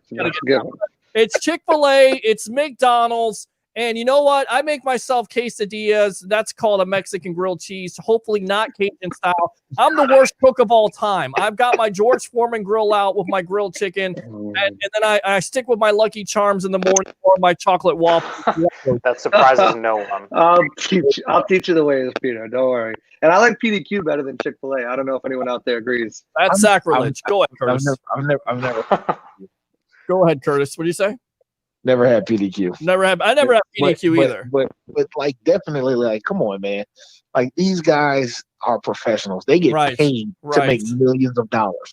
They're gonna go out. They're not gonna risk their livelihood because everybody else is out there in their feelings. Right. Tom Brady didn't get as great as Tom Brady got because he's a nice guy. Yeah, that's what I laugh about. Oh, Michael Jordan, he was a bad guy, man. He was a nasty guy to his teammates. Okay, it worked pretty well. Did you think he was always going to be a nice guy? Oh, you know what? Go ahead, play defense on that guy. It's okay, buddy. I'll pat you. Guys, you got to get over it here. People are mean. People are nasty. All I'm gonna say is if he wins, all I'm gonna say is if he wins if we win the Super Bowl again this year, all he's going to do is say, "Kiss the ring." That's all. That's it. And he already promised Chris Godwin. So I don't think Tom Brady's a liar. And Chris Godwin gave up his number. So there you go. And he said 1 or 2 or 3. Be careful with that LeBron reference there, buddy. But 1 or 2, I think a lot of people will take that. I don't know about 3. Forget LeBron. I don't want to talk about LeBron. All right, Curtis. Anything else, buddy? No, that's it, man. I love you guys, man. Take it easy. Love you too, bro. Definitely use that second call. So we were talking about food. Open phone line if you have to say about what you've been eating during this quarantine session. Because I'm not going out. I'm telling you right now. I like to go out. I'm not going out. I'm not falling down and drinking 1,000 beers and getting by somebody that I have no idea where they've been. Wear a damn mask. Stay out of the bars. There's no reason to go to a bar anyway. There's no alcohol. Just saying. I mean, I don't drink, but, whatever. Let's go out to the I don't know if you've ever seen Brady chug a beer, but that guy gets it down in a second flat. It's a remarkable talent. Do it in your house if you're going to drink. That's the safest way to do it so you're not out on the roads. Go ahead, Rick from Atlanta. What's on your mind? Man, I want to say this. Everybody talking about Brady practicing. Brady has shown so much, and the perfect word is tenacity. This guy desperately wants to win. I mean, there's so much tenacity coming out of the guy. And then you have Malcolm Jenkins, who's sitting at home saying, I'm afraid to play. This just looks better and better moment by moment. Right. How do you not get excited as a Bucs Well, fan? look, Rick, I definitely know what you're saying about Jenkins, and I can understand where he's coming from. Put yourself in his shoes. Even though you're a professional football player, if you were going into an uncertain situation where you could possibly get COVID, get really sick, because Jenkins is up there. I mean, he's not a young chicken. He's up there. But also get your family the possibility of contracting COVID. I see where he's coming from. I just think it's unrealistic to expect here, guys and Rick, that there's going to be a safe situation where you say, well, COVID's all gone. It's okay to go back to the bars and hang out with everybody else. It's not going to be that situation where it's just going to get back to normal overnight. It's going to take some months. And I feel like if that's what Jenkins is looking for, I understand his point and his concern, but I feel like it's unrealistic and almost naive to believe that this is just going to be all normal. Well, Peter, I hope you just go ahead and you keep encouraging him to practice social distancing when he's covering our receivers. There you go. I mean, that's what I'm saying. Great idea. There you go. I mean, he can play the Mike Smith defense, 10 to 15 yards. That's right. Absolutely. Right. You could do it that way. Absolutely. So. Yeah, absolutely. I mean, that kills me. And do any of you know? I mean, we don't hear about. I heard something about Drew Brees flying all over the country practicing. I don't know what the deal was. I didn't hear anything that specific, but you've got to know other teams are doing this. Other players are doing this. Sure, they are. Is not just And I mean, I love the fact that the thing that I like more than anything is not even about chemistry, because I don't know how much chemistry you're going to get running these plays out there. I don't know. I have no idea. What do I know? But all I can tell you is he's knowing the plays. He's going to know the playbook. He's going to be able to call out the plays comfortably without thinking and, without it being a labor. He's going to be able to know how to direct the offense and lead. And I'm telling you, I'm so excited. I believe Brady is the best leader that the Buccaneers have ever had. And that's an interesting question. Can you think of a better leader in the history of the Tampa Bay Buccaneers? Right. Well, a clear-cut franchise face, which is what we've heard the last couple of weeks from stories just coming out about his Zoom meetings. He's showing up on the computer, on the camera, and he's exciting everybody, and they're saying, oh, he's the clear-cut leader. I don't think you've ever had that. Maybe Johnny mentioned Leroy Salmon at the time.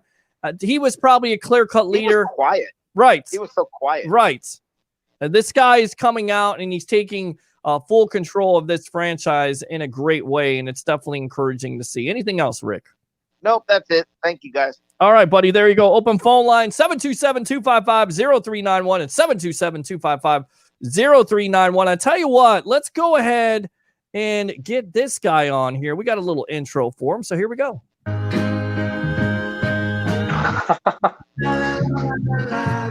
All right, so there you go. Let's get him on. Dude, welcome to the evolution of Sports Talk Television. What's on your mind tonight? Gentlemen, and everybody tuning in, what is going on? Hey, you want to hear a joke? Yes, let's hear it. All right, so the dude went to his local eatery, and he wanted to get his White Russian with his dinner, and they said they can't serve alcohol. But here's the punchline. I could totally take it with me. So the dude is a little confused about that. Hey, I heard you guys talking earlier today. Well, I guess tonight. Yeah, tonight. I think maybe everybody might want to start paying attention, or at least taking it seriously, what's going on. We've got a nationwide thing where cases are going up everywhere. Now, out in the middle of nowhere, of course they're not going up. But in the major metropolises around the country, it's getting worse. So everybody do the right thing. Don't be a Richard, okay? I had to come on again because Nick's always bringing the knowledge, and that was a good name you gave him earlier there, Peter. It's Rick. That's a podcast. Yes, that's a podcast. That's a podcast. Hey, Joshua Allen, I think, is interviewing Jimmy Hoffa tomorrow. That dude's everywhere, bro. But I have to say one thing. It's Friday night. Friday Frenzy with the dude. I can't go without mentioning the chopped beef, cheese whiz covered Cheeto finger encrusted guy named Oscar Mayer. Is it Oscar Mayer? Was it Oscar Mayer Wiener, writer from Philly? Yes. What was his name again? What was his name? Does anybody remember? The Philadelphia saga with the watch party. Ruben. Yeah. Well, I mean, I see the irony that I'm still upset about a writer who was upset about a watch party, but that's not the point. Hey, Philly. hey, Philly. Come on, man. I have CenturyLink internet, and it's horrible. So not only does your stadium suck, so does the company that represents it or has their name on it. I notice a lot of people in the Tampa Bay media, well, not even really the media, more so we call them the trolls out there in the Twitter sphere. Love them, trolls. I keep hearing the same thing regurgitating. You guys mentioned it earlier, but let's just point out something here, all right? Like Nick said, his freaking baseball team practiced, okay? What Tom Brady is doing should be being applauded by the fan base. Right. Because he is doing everything he can to assure his $25 million price tag and his name and reputation that he lives up to it. And so you got a guy coming from a 20-year system with, as we hear now, not the greatest of circumstance to work and play under, but obviously successful. And the guy wants to come and improve. So what he's bringing is some of the discipline, some of that Patriot way, as they call it. And everybody wants to say he's cheating. Bro, Russell Wilson's doing it. You know these players are working out. If they're following the state guidelines, there's nothing from the NFL that says they can't do it. So, again, you got to wonder why are you upset about that, Peter? Well, yeah. I appreciate the fact that I'm looking at you right now and I can see one dude looking over your left shoulder and one dude looking over your right shoulder. I feel like that's like the angel and devil on each shoulder, bro. So what's the hot topic tonight? What's everybody pissed off about? Well, I don't think we're pissed off about it. We're discussing, of course, the JPP knee surgery today. If you're concerned about it as a fan, I don't think I am, but I think there's some concern that he won't necessarily be ready for training camp. Oh, by the way, he only blew his fingers off, still performed at a high level, and also had a neck injury and performed at a high level. But, still being concerned. Also, the concern with Tom Brady in the private workouts. Do you think the NFL should push the season back? Are you disappointed that there's no Hall of Fame game? And overall, how do you feel about some sports coming back? The NBA, Major League Baseball. I know Johnny Dean hates Major League Baseball. In fact, right now, he basically just turned off the program and said, I hate you, Peter. You just mentioned Major League Baseball, but he'll come back because I'll say that football right now is the main priority here on the sports web. So that's what we're talking about. Well, I think you guys touched on that too. I mean, the big deal about JPP's procedure. I mean, I've stepped on a nail before, and that's way more serious than what he went through today. And we're in June. It's June, people. It's not like players are reporting, Monday. The other side of that is, and I'm not sure if you guys touched on this, non-life-threatening procedures were pretty much canceled across the country at hospitals until they got this virus under control. So It's a silly narrative to me. It is. That said, my most interesting thing that I'm looking forward to with how these leagues handle everything is this whole basketball in a bubble thing. Like, okay, I'm sure the word bubble's in jest, like they're going to keep each team isolated and all that good stuff. But could we just like build a couple biodomes, man? Pauly Shore reference, and play some games in there? I mean, aren't we as sports leagues? Don't they have enough money to almost try anything at this point? Because I know the fans don't want to hear this, but sports leagues right now can exist without fans in the stands. Okay, television revenue, streaming revenues, everything's digitized. That could be the way this future goes. We already hear rumors that media won't be allowed at the majority of sporting events. And if they are, there will not be close proximity with players and or personnel. So you got to think about it, man. Like, there's a new way that we're going to have to do things moving forward. And for everybody that's refusing to help and pitch in and do their civic duty. And I know that sounds funny because I said duty, but you have to do something as a whole. The community needs to realize, hey, if we all put our masks on and practice social distancing, we're like 3 months away from not even having to talk about this anymore.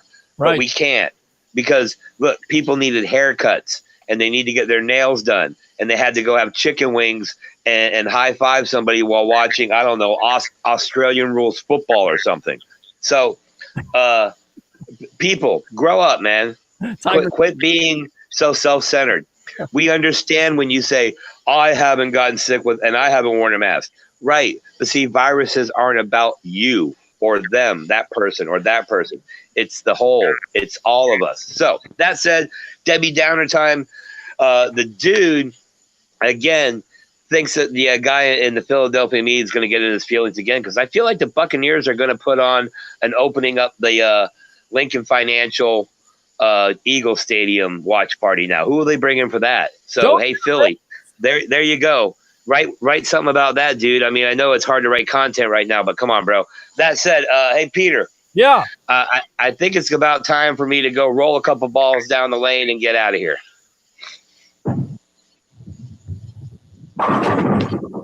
There you go. That's right there. Let me get you some. There you go. There's his. You better not get copyright strike for that. Will you shut up and be quiet? Hopefully you don't. Back to the evolution of Sports Talk Television. It's the Sports Web. I'm your host, Peter Blake, along with newest writer here, Joshua Cole Allen. And, of course, no nonsense, Mr. Nick Citro. Don't give them, being the platforms that we're on right now, Facebook, YouTube, and Twitter, just saying. They're listening right now, so you better be careful. Because you mentioned it. That's why. You basically we had fake IDs. We got into the bar, and you were the guy that had to say, hey, man, I got that McLovin ID right there. Pull that off. After you got in, you showed it, and now they don't believe it. You can't be like that. You got to roll with it. You got to roll with me here, and we're all rolling here on a Friday night. It's the Sports Web. 727-255-0391. It's 727-255-0391. Having some fun with the guys here. Let's go out to the webheads and read some of these comments. First and foremost, you guys are great. Go ahead, Josh. I just want to touch on Rick's second call that he brought in. He brought up the point about, Tom Brady and the practices and not building chemistry. Well, I do feel like they are building some chemistry. He hit the nail on the head. Tom Brady's there. He's learning the verbiage. He's learning, he's teaching. He's teaching the receivers what he likes them to do, where they like to break off their routes, and they're teaching him too. So I don't think it's more of obviously they are building chemistry, and like he said, you're not going to build chemistry going up against socially distanced cornerbacks, going up against Gronk and stuff like that. But they are doing it as a learning environment and learning from each other, and that's just going to help the team keep the ball rolling once they get into training camp. I mean, guys, it's not like they're giving each other massages or something. They're not singing Kumbaya. They're actually working out there, working in the sweat, working outside. So, and they're not in a small area. They're in a stadium. Berkeley Park, which is very nice. Obviously, the news stations found it. So let me add to that real quick. It's it's also not like, a lot of private workouts you see on Instagram of, whoever it is. They're just kind of, oh yeah, you run a post, you run a curl, and they're just kind of throwing the ball around. This is like Tom Brady. They're getting in the huddle. They're calling full plays. They're running full routes. If you did it wrong, they're running it again. Like, this is a practice as much as it can be without the rest of the team and without the coaches. Yeah. And to go back to the whole, is Tom Brady going to get in trouble for these practices, or should he be talked about? The NFL's policy is, we recommend you follow state guidelines. And if the state of Florida says, that this is okay, then it's okay. And the second that if Florida closes up, guess what? The guys are going to pack up their bags. They're going to fly up to Montana, and they're going to go practice up there. They're going to find a way to get around everything. So, I don't think you have to worry as much with the chemistry. They're going to get it done. And by the way, if you're a media member out there that feels like Tom Brady should get in trouble, here's what I have to say to you. Boo. There you go. That's what I think right there. Open phone line, 727-255-0391 at 727-255-0391. It's the Sports Web. I'm your host, Peter Blake, along with Joshua Cole Allen. And, of course, no nonsense, Nick Citro. Let's see here. Read the comments. You guys are great. Says best virtual edits video. Rumor is that Citro was conceived in a concert and greatly exaggerated. Limp Bizkit, Snoop Dogg, which one? Snoop Dogg. That's not even a question. Which is your favorite Snoop Dogg song? He doesn't know. I guess you got me there. I haven't listened to Snoop Dogg in a long time. I haven't listened to Limp Bizkit in a long time either. What is this, 1997? For the nookie. Hold on now. Limp Bizkit. I like Limp Bizkit. Yeah, so do I. 99 to 2000, not 97. Don't make me feel older than I already am. With Snoop Dogg, it's What's My Name, Gin and Juice, Just Saying. Wow, you're going way back. Oh, absolutely. Nick was around when he was Snoop Lion. He doesn't know any old school Snoop Dogg. I told you, when the Bucks won the Super Bowl, I had to go to bed at halftime. That's how young I was. I wouldn't know. That's a true story, too. I was pissed. If my parents put me to bed at halftime for the Bucks game, I guarantee you I was listening to it on radio. Oh, yeah. I mean, absolutely, but I couldn't you watch had those little it. crank radios back in the day, Peter. You just crank it up, put it under your pillow, and listen to it. Shut up and be quiet. That's not at all. All right. And guess what? I had to go to bed at halftime of the Colts. What was it? The Colts game in 2003. Oh, they already won. It's fine. Wake up to ESPN the next morning, and I was just... That's terrible. You have to go to school. What happened to that game? Well, we don't talk about that game. Never existed. Forget I said anything. I think the Patriots won that game. I'm not sure though. Well, what No, it was the Colts against the Bucks. What happened on Monday Night Football is they sustained an injury with Brian Kelly, and the greatness of Tim Hollywood Wansley decided that he wanted to be the next Deion Sanders. Unfortunately, he was guarding Marvin Harrison, or not guarding Harrison. Harrison ate his lunch. Peyton Manning and the Colts came back to win 38-35 on Monday Night Football. There you go. Always a good memory there here on the Sports Web. Hello, watching from Cancun, Mexico. Go Bucks. Love that. Nick, 2003 was the AFC Championship game that Ty Law had 3 picks off Peyton Manning, though. So yeah. Well, there you go. Well, it does not help the situation at all, because that was a bad loss. Tony Dungy came back and won with Peyton Manning when the Bucks supposedly at the time had a great defense and gave up the lead. So it's a terrible memory of Monday Night Football. Nick, who has the best wide receiving core in the NFL? This has been a lot of discussion. I don't think it's a discussion at this point. Look Around, which, by the way, was also a Limp Bizkit song. Thank you very much. From Mission Impossible 2 with Tom Cruise. There you go. A little education lesson for me from 1999 to 2000. Look Around. It is Chris Godwin and, of course, Mike Evans. I had Cowboys fans, for no reason, all upset at me on Twitter. Oh, it's Amari Cooper and Michael Gallup. Are these fans out of their minds? Really? Michael Gallup and Amari Cooper over the most efficient wide receiver in the NFL last year and Mike Evans? That's not even a debate. It's not even a debate. It's not a debate. Ask Rex Ryan about it, because Josh, he absolutely had nothing but disdain for Amari Cooper. Of course, Cooper was hurt later on in the season, and he said that he disappeared in games. So if that's called him a bum, I think. Yeah, I would definitely. That's a bit strong. Yeah, I would take. Yeah, it is. I would take Godwin and Evans all day long because one of those guys doesn't have a big game. The other is going to have a big game. We saw our fair share of games from Evans last year against the Giants and versus other teams. I think the Titans there just absolutely killing them, and then Godwin having his way with teams around the NFL. So to me, those are the most dangerous weapons. Yeah. You put Brady as the starting quarterback here, Josh. I feel like these weapons are going to get even better. Oh, absolutely. I project a huge season for Chris Godwin. I see him having over 100 catches, over 12, 1,300 yards. He's just going to be an animal out of the slot. Brady loves to throw to the slot receivers. You guys know the history of Wes Welker, Julian Edelman, guys like those, Troy Brown. He loves throwing to the slot, and with Chris Godwin's ability, I'd put him right up there with a Julian Edelman in his prime, Wes Welker in his prime, Troy Brown in his prime, maybe even above some of those guys. And Mike Evans, as we say it every time, first receiver since Randy Moss, 6 straight 1,000-yard seasons. Amazing. And he just puts up the numbers and puts up the stats, no matter who his quarterback was or is. I think he had Josh McCown his first year in Tampa, and he still got the job done as a rookie. Yeah. And Mike Glennon, yeah. And around the league, you can start seeing a lot of people are agreeing with our take as well, that it is Godwin and Mike Evans. Pro Football Talk had their weekly draft between Florio and Chris Sims, and Florio got the first pick, and he took Godwin and Evans as the best wide receiver duo in the league. And you have some good duos out there, but as Nick Citro said, the most efficient wide receiver in the league and Mike Evans, that combination is just too hard to ignore, especially bringing in a quarterback like Tom Brady. And Nick, the refreshing thing about Evans is he's not, an off the field character like Randy Moss. He's not saying I'm playing when I'm going to play. He's not mooning people. He's not doing this or that.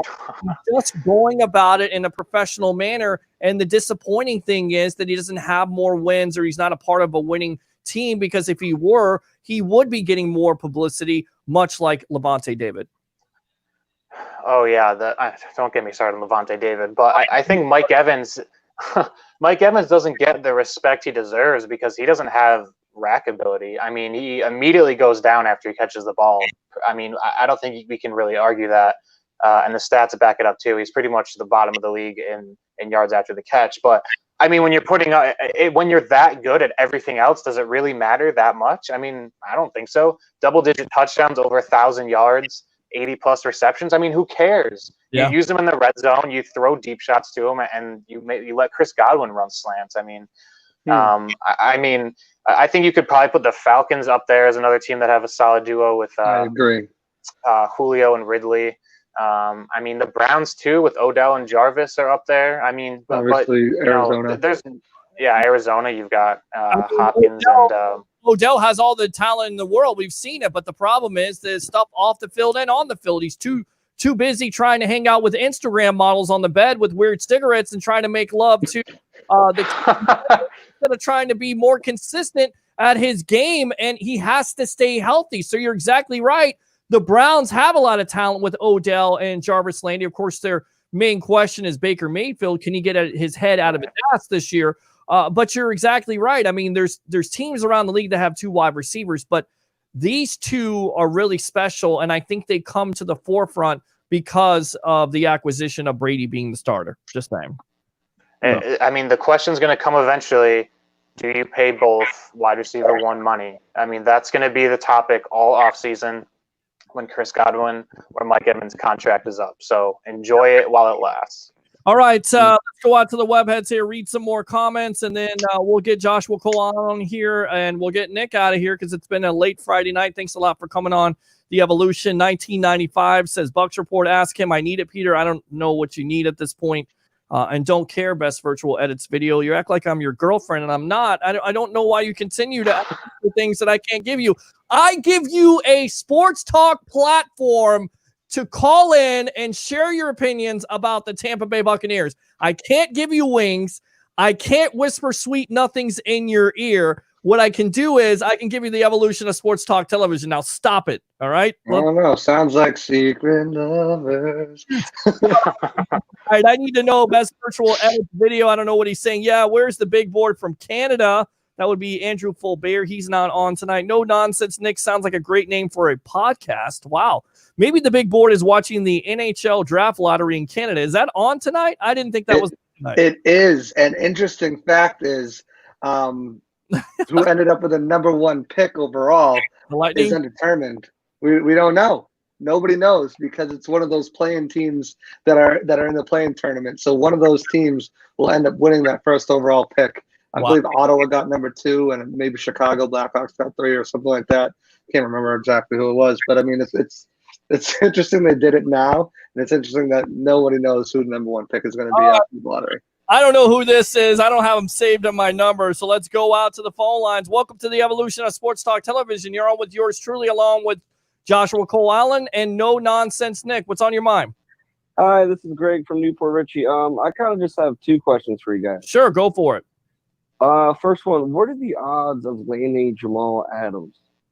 Slim and Neil at this point. I don't think they have the money at this juncture. They've got to sign their draft picks. On top of it, you're going to have to give up major capital. Nick, you hear the San Francisco 49ers may be hot after him. I think the 49ers need him like a hole in the head because I tell you right now, if they get an Adams to patrol that secondary, which by all accounts is the biggest weakness on the 49ers from last year. If they get him and then they have Richard Sherman, I feel like the 49ers are back in that conversation. What do you think, Nick? Hold on a minute, Greg.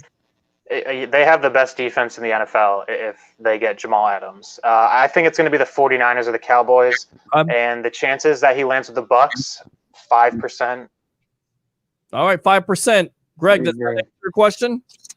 Yeah, I mean, I figured it was slim to none. I was just curious in your guys' thoughts. And another thing, what is your opinion on how not only Tom Brady is going to improve the offense, but how with his genius mind and can pick apart basically any defense, what is your opinion on how he can improve our defense and share his thoughts on, how he analyzes things and how, secondaries and safeties should react to this and that? Do you believe Tom Brady can not only improve our offense, but with his knowledge of, being a genius quarterback can help our defense as well? Josh, you want to take that? Absolutely. I mean, just going up against Tom Brady in practice every day is going to definitely improve this defense, especially that secondary that you're asking about. We had Keon Crossan on here a couple weeks ago, and he spoke how Tom Brady went out. It was a 7th-round draft pick. Tom Brady went out specifically and asked him, what do you see on this play? What do you see on that in practice? How can I get better here? So Tom Brady is not one of those big ego guys, excuse me, who's going to, big time anybody on that secondary and that defensive side of the ball. He's going to be asking for their input, and he's going to help make this defense better as a whole just by going up against him. You're bringing Gronk. You got your pass rushers going against Gronk and OJ now. That's going to make him better. The wide receivers are going up against, the best wide receiver tandem we've talked about in the league with Brady throwing it. He's going to impart as much knowledge as he can during practice and in meetings, and he's just going to, the defense is going to learn from him so much just by going up against practice, let alone picking their brain, which a lot of guys have said they cannot wait to do. So I absolutely agree. Yeah, and here's the thing, Greg. You definitely got to be prepared because you have these young corners, and you're going to face a guy like a Ridley and a Julio Jones. So those guys are going to benefit from having Brady at the controls and Evans and Godwin and Gronk to defend because you're not going to play any better than that. I mean, you may, but most likely you're not. But you're going to be prepared for a matchup with a Ridley, with a Julio Jones. You have Rodney Anderson for the Carolina Panthers and the other kid, Samuels, from Carolina. And then, of course, you've got the New Orleans Saints with Michael Thomas running his little dink and dunk routes, if you were a little slants for 2 yards, or bubble screens. So you definitely have to. Emmanuel Sanders, too. Yeah, I mean, Emmanuel Sanders. So you definitely are going to have to get better, and that's definitely going to make those defenders a lot better. So I think it's definitely an advantage for this Bucs defense, not only the offense. Anything else? No, yeah, you definitely answered my question, telling me how, he specifically talked to one of the defensive players, and thanks for that, how he was, talking about the gameplay. And I don't know if you guys watched the Howard Stern interview with him. Dude, I watched the entire thing. Right. My mindset on Brady, one of the greatest dudes ever, just super humble, super nice, very intelligent guy. Just like, I've always no offense, hated him because he's always winning with Patriots. I respected him. I respected the crap out of him.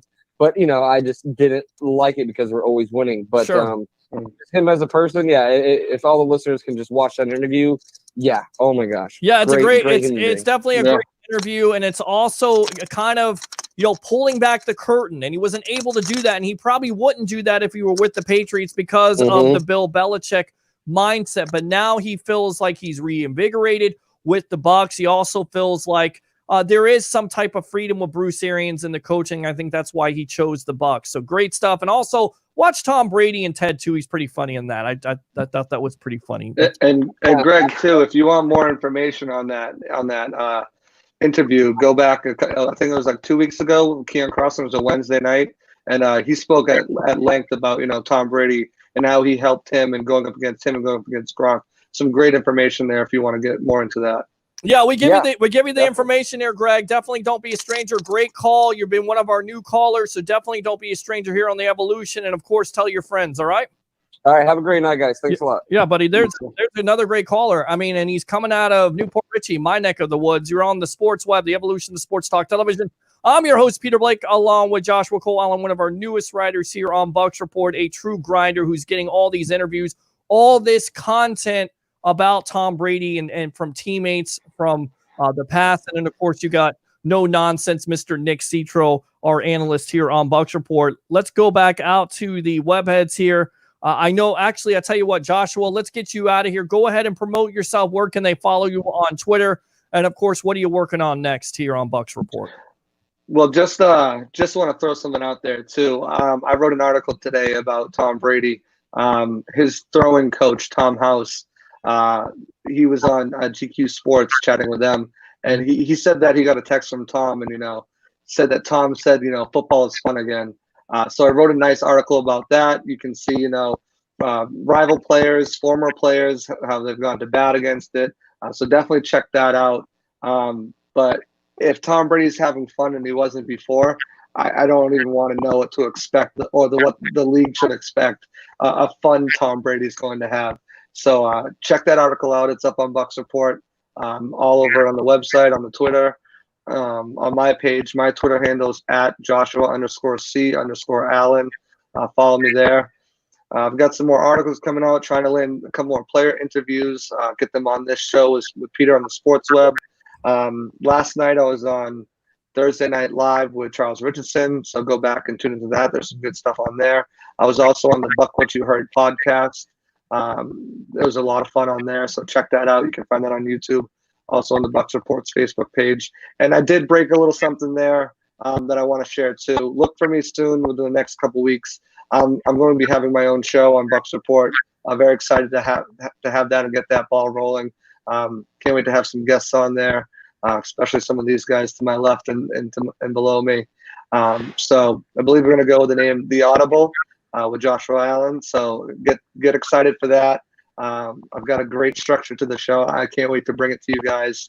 But other than that, thank you for having me on here. Thanks to all the webheads and the callers, as usual. You make this show what it is, and you really inspire us to do the best we can to bring the best content to you. So I want to thank you guys and hope you have a great Friday night. Thank you to the dude. Hopefully he didn't fall over some bowling balls over there. I don't know. I heard some ruckus. I don't know. Yeah. And not a good. Hopefully, yeah. Yeah. Otherwise, have a great night, and I'll see you guys back on here on Monday. All right, there he is, Joshua Cole Allen, one of the hardest working men here on Bucks Report. Thanks a lot for joining me and giving us your time. All right. Always. All right, man. There you go. Good stuff. So it's just me and you, buddy. No nonsense, Nick, just like the old days. I'm your host, Peter Blake, giving you something to think about. Open phone lines. You want to talk to us on the Friday night? Where would you rather be? You're not going to be out of the bar. There ain't no alcohol. And you're not going to be outside because it's raining. So definitely get on that phone line, 727-255-0391 and 727-255-0391. It's the Sports Web. I'm your host, Peter Blake, along with no nonsense, Mr. Nick Citro. Let's go back out to the webheads here. Read some comments. Everyone would not know about it if our local media didn't put it out there. So thanks for sure. They want the attention. It's their job, though. It is. Knowing the big board, that's exactly what he's doing. Or Peter, never have him invite or gave an invite. No, I gave him an invite. I don't know what he was doing tonight. He was probably having a good time. So we'll get him back on here. No secret workouts. They are private workouts. Nothing secret about it. Laugh out loud, Dylan. They love the attention. It's crazy, though, but that's what they like. Canada, I think that's what that is. It looks something different on my screen. True. Laugh out loud. No BS. Nick Citro, the Cowboys getting to him. Where is Andrew Fulbert? Not on tonight. This is a family affair. Uncle D with the longest text of all time, which covers both of them. So we'll try to read it to you. Joshua Cole Allen, you're really looking sharp. And again, would you let your barber know that they're doing a great job for you and tip them really nicely? Because someone who really believes in what a great preacher always says is that they see you before they hear you, or something to that effect. Anyway, good job for having this young man on your staff, Peter H. Blake. And one of my friends, Scott Marchant, who was all about GQ back in the day, and a real goodness Bucks fan from, I guess, back in the day in the 70s. I think that's what he was trying to say. What's going on, Vita? How you doing? Hi, Vita. I don't know who Vita is, but welcome to the Evolution. I did a podcast with him a couple weeks ago. Oh, cool. If Malcolm Jenkins is afraid to play, all the better. That shows who really wants to win badly. Johnny Dean, his barber could have gotten Joshua Cole on beard a bit straighter on the inside of the lower section. Crooked Beard the Pirate. Jeez, Johnny Dean, killing somebody. Come on. Crooked Beard the Pirate, says Johnny Dean the Professor. We looking at each other's beards? Goodness gracious. Johnny Dean, would you shut up? I like that.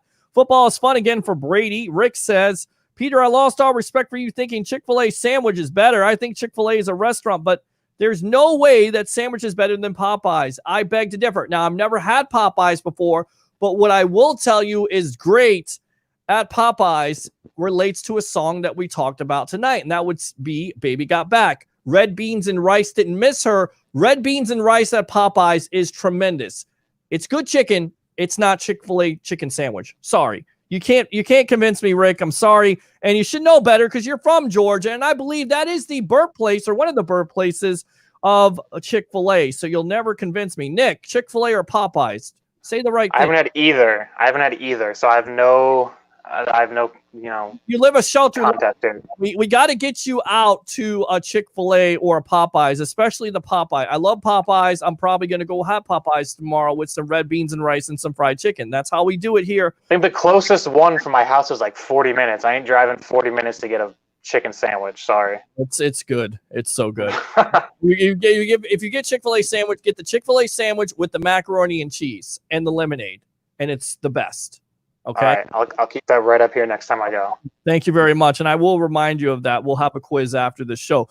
PDQ fire, but sure, it's over Chick-fil-A. I'm not sure. What is PDQ? I've never even heard of PDQ. I've never even heard of PDQ either. I have no idea. Chick-fil-A sandwich over Popeye sandwich, end of the story, says Ben Cornett. Good stuff. That was not trolling. Good job. Did you all see Colin Cowherd's arm talent rankings?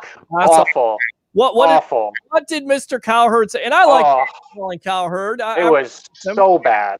What did he say? It was. I think it just said arm talent rankings, and it had Tom Brady at 2, which is ridiculous. It had, I can't even remember now, to be honest.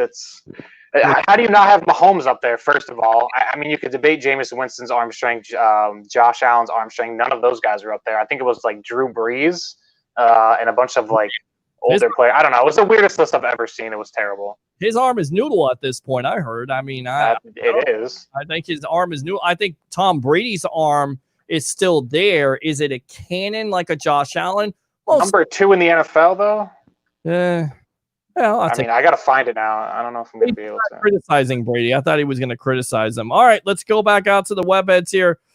We read that Tampa Prep the same day Tom Brady practiced with Bucs teammates in defiance of the NFL Players Association suggestion to avoid congregating. Leo word. That's a good word, I guess. Don't congregate in a bar, but you can congregate in a workout. Russell Wilson posted a video workout with a teammate. Exactly. Nobody talks about it. You know who else is working out? Derek Carr is doing it. Drew Brees is doing it. Jimmy Garoppolo is doing it. All these guys are doing it. So, well, I mean, everybody's doing it, but Brady is the one that's getting the most press, and that's what happens when you get the national attention here. Tom Brady is the story, so we'll just have to deal with it. Colin Cowherd is crazy. Pat Mahomes should have been on that. Just great. If Pat Mahomes is not on your list for best arms in the NFL. I need you to stop what you're doing, stop drinking what you're drinking, and call it a day. Because Patrick, I found the list. You ready? On. Give me the list. It was number 1 was Russell Wilson. I mean, what? Fine. Fine. I can live with that just by how horrific the rest of this list is. Well, I mean, number 2 was Tom Brady. Okay. 3 was Drew Brees. 4 was Kyler Murray, and 5 was Jared Goff. Okay, I think I just threw up in my mouth. Okay, so Kyler Murray number 4, and who was number 5? Jared Goff. Jared Goff is terrible. He's not good. He is a terrible arm. He was exposed last year when the running game fell apart. Jared Goff does not have a better arm than Patrick Mahomes. Jared Goff does not have a better arm than Josh Allen.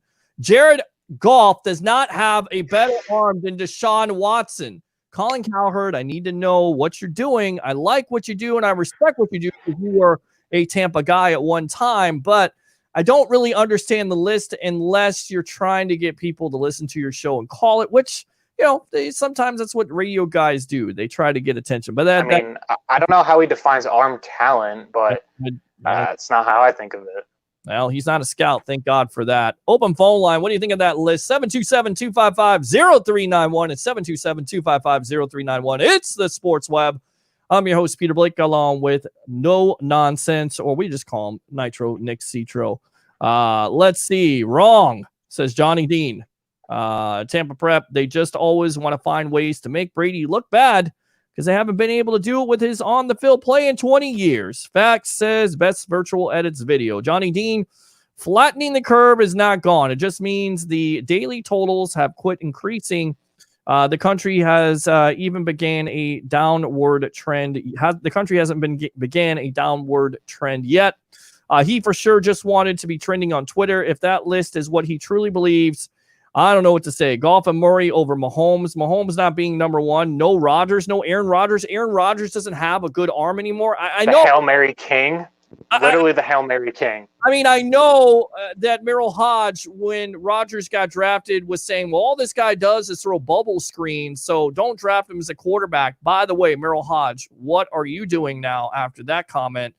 Aaron Rodgers should definitely be on that list at that juncture. He really should be. We're frozen Peter again.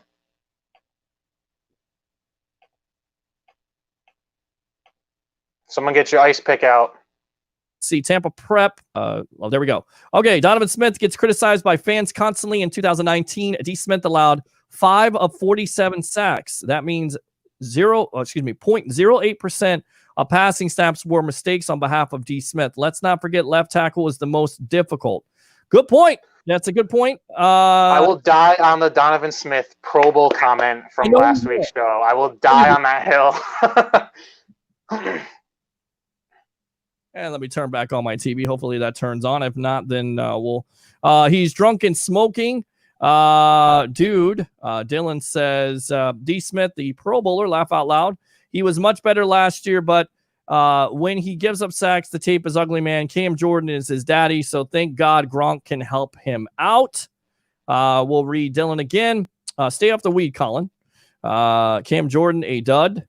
I don't know about that. I think he's a dud. I just made it to hear the dude. Very cool.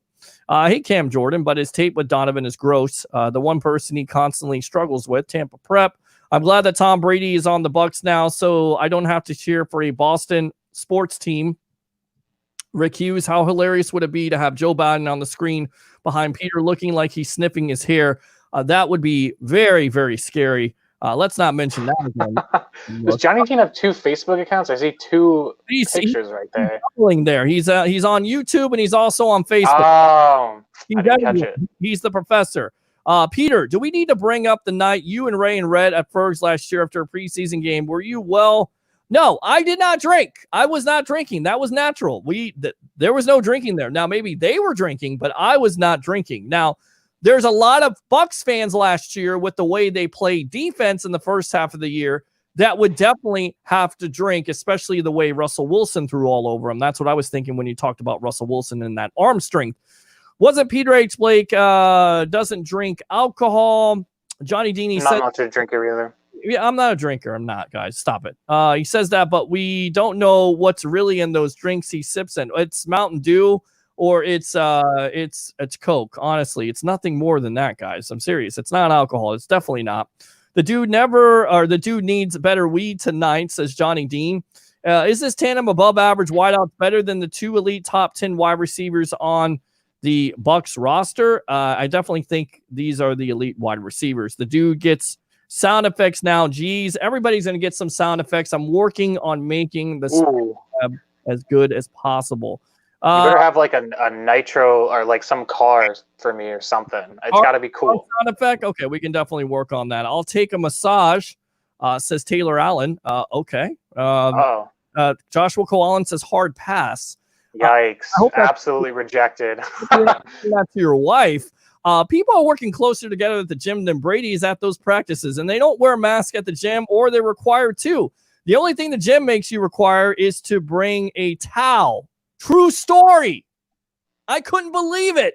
I went with a friend from actually Blake Anthony from Sports Talk 49, going to the gym, thinking everybody's going to be social distancing and everything, you know. And you have people that are on their cell phones, of course, you know, trying to take their selfies, working out, looking in the mirror, and then also trying to take that selfie, the same damn selfie. And you know who you are, guys out there, taking the damn selfie to try to get your arm in the picture, make yourself look big. But they have no mask on at all. Like nothing has happened the last couple months and they're not dealing with a damn pandemic. Are you serious? So, yeah, it makes me not want to go to the gym. But I was wearing my mask. I had my elevation mask on, which, by the way, Nick, if you want a good workout on those lungs, wear an elevation mask. It definitely, after 30. Does it just make it like you're like in Colorado or something, like elevated or less air? Like, what does it do? It does. It cuts off a lot of the air, and you have to use your lungs more. So you're doing cardio. Oh, that sounds horrible. I don't want to do that. It's a challenge, man. I'm trying to get, and then, you know, getting back into the gym. So I'm getting back in the gym finally. I'm wearing an elevation mask. So by 30 minutes in, I'm ready to pass out. I really do feel my age at that juncture. All right. Are we underestimating the role of Dare may have on the team with the amount of practicing he's been doing with Brady? Good question. Is that, are we underestimating Dare because he's been talked about? We've heard reports that Brady's really impressed with Ronald Jones, and also Dare is looking like a natural out there.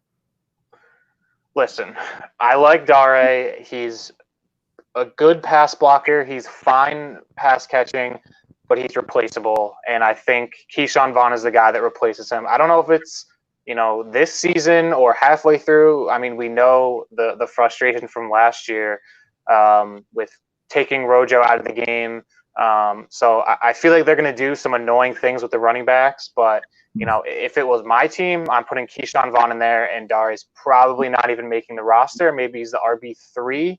I mean, they drafted Raymond Kalai in the 6th or 7th too. So I mean, they drafted 2 running backs. Yeah, that doesn't really bode well for Ogunbowale. So it doesn't. I think he's having some type of advantage working with Brady. You got to feel like there is maybe a little bit of an advantage there. He's getting a head start over everybody else.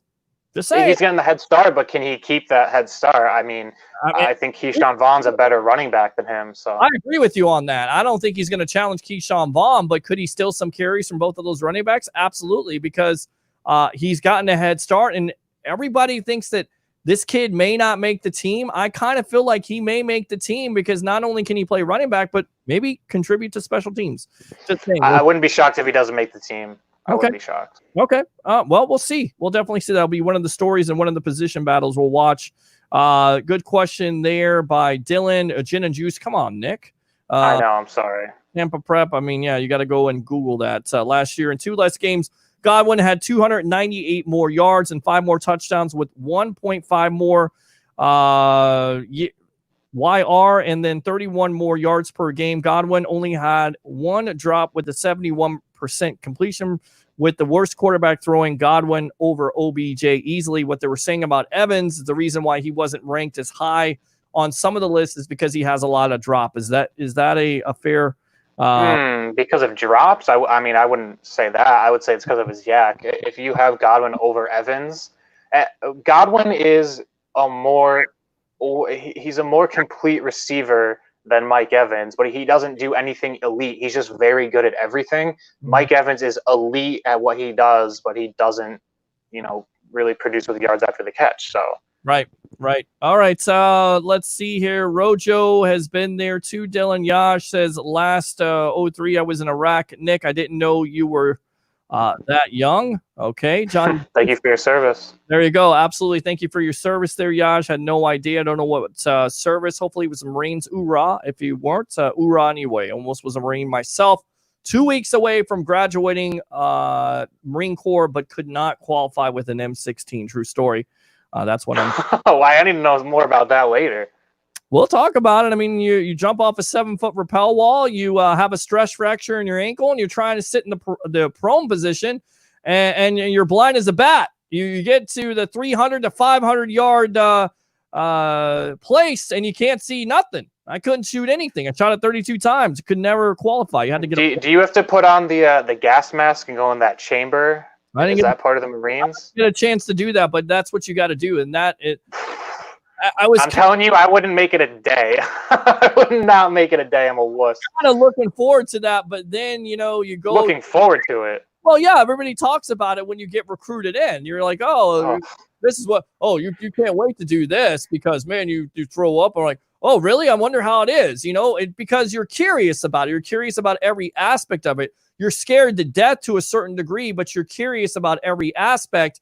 And then you get in there and you start to face some of the stuff and start to do some of the stuff. And you're like, wow, this is a lot more than I was told. I mean, I felt like you were just one aspect of it. Well, Recruit Blake, you're going to gain a lot of weight when you go in there. No, you're not. You've got 6 minutes to eat and 5 minutes are gone. That's how it came down to. When I got home from Marine Corps boot camp, I was 125 pounds. Small, skinny. It was scary. So, they tell you some things to get you in there, and then it doesn't necessarily work out. But it was definitely a great experience. And if I had to do it all over again, probably would. Darwin, I'm wondering if Calais takes his role as running back 3 and PR or just P3. Does he stay running back 3? Kind of confusing. Calais is going to take. I think if the plan goes as they have laid out, he's the primary kick returner and or punt returner. If they don't think he can do punt returns, then it's Antoine Winfield. That's kind of the grand goal with the special teams. Yes, Dwayne, Uncle D there from the family. And my Uncle D says, thank you for your service, sir. Very good. I think Scotty Miller is going to feast with Brady Johnson could too. With time will tell, I guess. Yaz says, Dwayne Beatty, 20 years, best time of my life. Johnson going crazy at wide receiver 3. Yaz says, best. Johnny, I was thinking the same thing. Johnny Dean, the professor, as far as wide receiving duo goes, the Bucs are the only team with 2 receivers in the top 10 ranking. That is true. Exactly. LA got number 2. Sens got number 3. That's your update on your hockey right there. But as far as receiving core goes, I have to put the Chiefs ahead so far. Not according to Bleacher Report. Actually, Bleacher Report as an entire receiving core has the Bucs, or just the duo. Has the Bucs ranked number 1 over the Chiefs because of Johnson. Yeah. I think Johnny Dean's got an argument with the Chiefs. Probably does. I mean, the way they use that offense. Ordered my dad Buccaneer Brady jersey, and they're talking about not coming until October. Whew, that's tough. I ordered one for my nephew, and I got it. Hopefully he's not watching the show. I'll be able to surprise him tomorrow because I owe him a jersey. It's the new red one. Laugh out loud. Johnny Dean, Nick Citro, you better look at the Ravens before you go handing out the defensive awards, bro. Fanatics got to get it together. A Facebook friend waited 2 months for his Jameis Saints jersey and got 2 blank Saints jerseys. I saw that on Twitter. That's tough. Best virtual edits video says, yep, Brady is a true leader, says Taylor Allen, and everyone knows leaders are only as good as their team. He's always willing to critique himself as well as others to help improve the overall success of the team. I'll tell you what, Joshua Cole Allen, you got a smart wife there. Hold on to her. Remember what I said here, and this is coming from a single man. Happy wife, happy life. All right, we'll leave it at that. Rick Hughes, but Nick knows pizza. We know. Best pizza in the world. Still saying, man. Pepe's, Sally, modern. You cannot beat it. Nick Citro knows ramen. We all know ramen noodles. People dedicated to quality. Then again, Peter likes some kind of ridiculous pizza as well. Hungry Howie's or something. Come on, Hungry Howie's. I can't believe that's a real name. Let's start with on this, Rick. Butter cheese crust with bacon and pepperoni. You have never lived unless you try that once. I'm just saying, you'll be addicted. Trust me. Lots of cholesterol flowing through your blood after that, but it's definitely worth it. They don't know PDQ. Laugh my ass off. Casual for Peter. Nick, we know New Haven Pizza. Trust me on the Popeyes chicken sandwich. Stop it, Rick. I guess I got to go get a chicken sandwich now. It seems to be the. I mean, we're having all this subliminal messaging tonight about Popeyes, Chick-fil-A, and they're not even paying us. Come on, man. Let's see here. They're missing out, says Dylan. Best virtual edits video. Jared Goff needs a running game. Peter, that's assault saying Josh Allen has a better arm. He has a better arm than Jared Goff. I'm sorry. He definitely has a Jared Goff stinks. He's a Sean McVay system. Jared Goff is not good. Yes. Let's see here. Once again, Uncle D. Thank you very much. My older brother was in the United States Marine Corps until 75, and one of the best friends, Scott Marchant, was in the United States Navy for about 20 years out of Lakeland. Florida retired as a chief officer, and my Uncle Wade from Berea, Kentucky, was in the United States Marines at the time of the Korean conflict. My older sister's husband, to Randy Knowles from Great Lakes, Michigan, was in the United States Air Force as a high-ranking officer. So there you go. All my family was in the military besides me. How do you think that makes me feel? Welcome back to the Sports Web. I'm your host, Peter Blake, along with No Nonsense Nick right there. I'm all in on the Biden smelling your hair movement. That's awful. Uncle Dwayne should be writing for BR. That he should. Uncle D, Dwayne, Bucks fans act like Jameis Winston was Dan Orlowski. I'm not saying he's Dan Orlowski, but he did turn over the ball a lot. I mean, nobody's as bad as Dan Orlowski, although he's gained a career here, Nick, at ESPN, analyzing quarterback. UConn prodigy Dan Orlowski, who was known for being on the lines at the time and running out of his own end zone for a safety. Great. Do you know what their record was that year? I believe they were 0-16, my friend. Laugh out loud. Come to Colorado if you want to work out. Okay. Thank you very much, Johnny Dean, and may God bless you and yours always, sir. Tampa Prep. You'll have no idea how excited I am when the Bucks come out in the 12 personnel with Howard and Gronk against another team-based defense. If a team tries to sub into nickel, then you smash them with the run. Love it, Tampa Prep. Good stuff there. Dare cannot be on this roster. You don't draft two running backs if you thought Dare could contribute. It's a good point. I just think he may have some type of advantage. I'm just saying, I'm with Nick on that one. Tampa Prep. Tom Brady could go 0-32 with the Bucks retire and he'd still be the best NFL player of all time. Tampa Prep. Let's not go there. Bucks argue with Bucks fans more than they argue with Saints fans. I swear to God. It was D. Winston, who we know from the Sports Web. That would be the cousin of Jameis Winston. At least the chicken sandwich debate isn't LeBron and Jordan. Thank God for that. Peter, please stop embarrassing yourself with that hungry crap, bro. Love you, man, but find a real pizza place. I have a real pizza place. I am more mind blown that Hungry Howie's is an actual name for a restaurant. It is a great pizza. It just sounds Hungry Howie's. It's a great pizza. I'm telling you. Now I'm gonna right now. You're gonna make me cry from laughing. Listen, look it up. Butter cheese sauce, bacon and pepperoni. Even the wings are good. It's good. All right, Hungry Howie's. I'm going to Google it right now. Howie's There's is like a little kid as the logo. next sponsor of the Sports Web. I'm going to make it happen. You guys are going to eat. Oh, I'll take a sponsorship. I'm not going to eat there. I'm definitely going to eat there. I want to eat there. I ate pizza tonight from somewhere else. RIP to Chuck E. Cheese. Did you hear that? Chuck E. Cheese. The damn mouse for the kids. That's done. Thanks a lot, pandemic. Hungry Wait, they really went out of business? I believe so. I mean, I didn't hear that. I mean, I heard people were ordering off of Uber Eats to get pizza, and Chuck E. Cheese was coming there. I've got Mr. McChickennits. I don't know who the hell this is. Jesus. We've got some crazy people tonight. Let's see. Hungry Howie's is like discount Little Caesars. No, it's better than Little Caesars. Little Caesars is $5 pizza, which is nice. Hungry Howie's is the real deal. Shut up. All right, let me say this. Hungry Howie's, Caesars, Papa John's, Domino's. You can throw that all in the trash. That's what it is. Pizza Hut? All the chain pizza restaurants, They should be in the garbage. So bad. Blasphemous. You've never had real pizza, Peter. Come on now. Oh, geez. We'll have to revisit this another time. Maybe I'll come up to Connecticut, take a vacation. Here's what I'm going to do. We're going to take a vacation, and where I'm going to go? Connecticut. Not Mexico, not Hawaii. You know why? Because we got a damn pandemic going on. Oh, me. On me. That's nasty. Let's see. Hungry Howie's is trash. No offense, Peter. Come on. You're killing me right now. Nick Citro is a Southern. Nick Citro, it's a Southern chain. Do not try that crap, bro. You're used to good pizza. Peter doesn't have pizza like the North, bro. You know what? I don't care about your freaking Northern bias because John Dean is a Southerner. You're from Tampa, Florida. Stop having that Northern bias like all you freaking people up there. I love you guys, but you guys all, New York is better. Oh, yeah? Well, why is New York better? Whoa.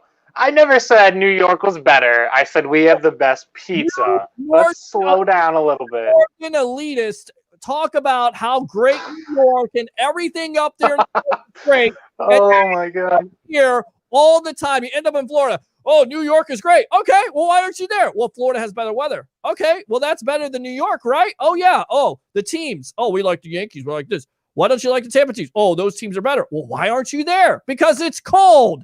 It's frigid. The food may be good. Maybe some of the people are nice. Most likely they're not. They're most likely rude. I mean, but Florida's so crazy because the northern elitists come down here and ruin it for guys that are from here, myself being included, from Florida all my life. And what you're watching right now is the Civic edition of the Sports Web. I'm your host, Peter Blake, along with the no-nonsense Nick Citro, who I cannot make him like Hungry Howie's. I actually like the snow. I mean, call me crazy, but I've never seen it before, believe it or not. Really? I'm 41 years old, never seen snow before, so I'm probably going to take a vacation and see some snow. Every time I come to Florida, I immediately melt. It's so brutal in the summer. I tell people all the time, I do a job on the phone. I tell people, look, if you want to know what Florida feels like, take your oven, stick it on high, which, by the way, usually, which is not always good. Take your head, stick it in the oven, and that's how it feels like. It's 90 degrees out. It's got humidity up the yin-yang, and it feels like 106 outside. It was 95 in Connecticut the other day with 100% humidity, and I walked outside and started sweating immediately. I was like, this is what everyone in Florida feels like every day. I don't know if I can do it. Yes, absolutely. Let's see here. We'll read some more comments, and then we'll we'll read these comments, and I got to get to this guy in the lobby here. His name is Mr. McChickenets. I guess he's... I wonder who that could be. Right. He does suck. They blew the chance to get the Super Bowl. Now their system is exposed. Let's see here. RIP Chuck E. Cheese again. Okay, we read those. I don't want to go back through those. So we missed. Here we go. Okay. The Warwick Dumb Bucks teams from 97 to 2001 arguably had the most talent in NFC all those years. However, they only won one divisional title in 99 and lost on the NFC wildcard games in 2. Tampa Prep. The Rams are probably better, but yeah. I mean, we don't want to go there. Right, you don't want to go there. It's bad memories for Bucks fans, especially the stupid 99 NFC Championship game where you hold the team that's scoring. What are the greatest team or the greatest show? The greatest show on turf. On turf. 9 points, wasn't it? No. Wasn't it? Or no, it was 11 or something. I don't remember. 6-5, and the Bucks wanted to win the game 6-5. They give up a touchdown to Ricky Prohl because the Bucks missed a blitz and they lose the game 11-5. True story. Or 11-6, excuse me. Chuck E. Cheese filed for bankruptcy.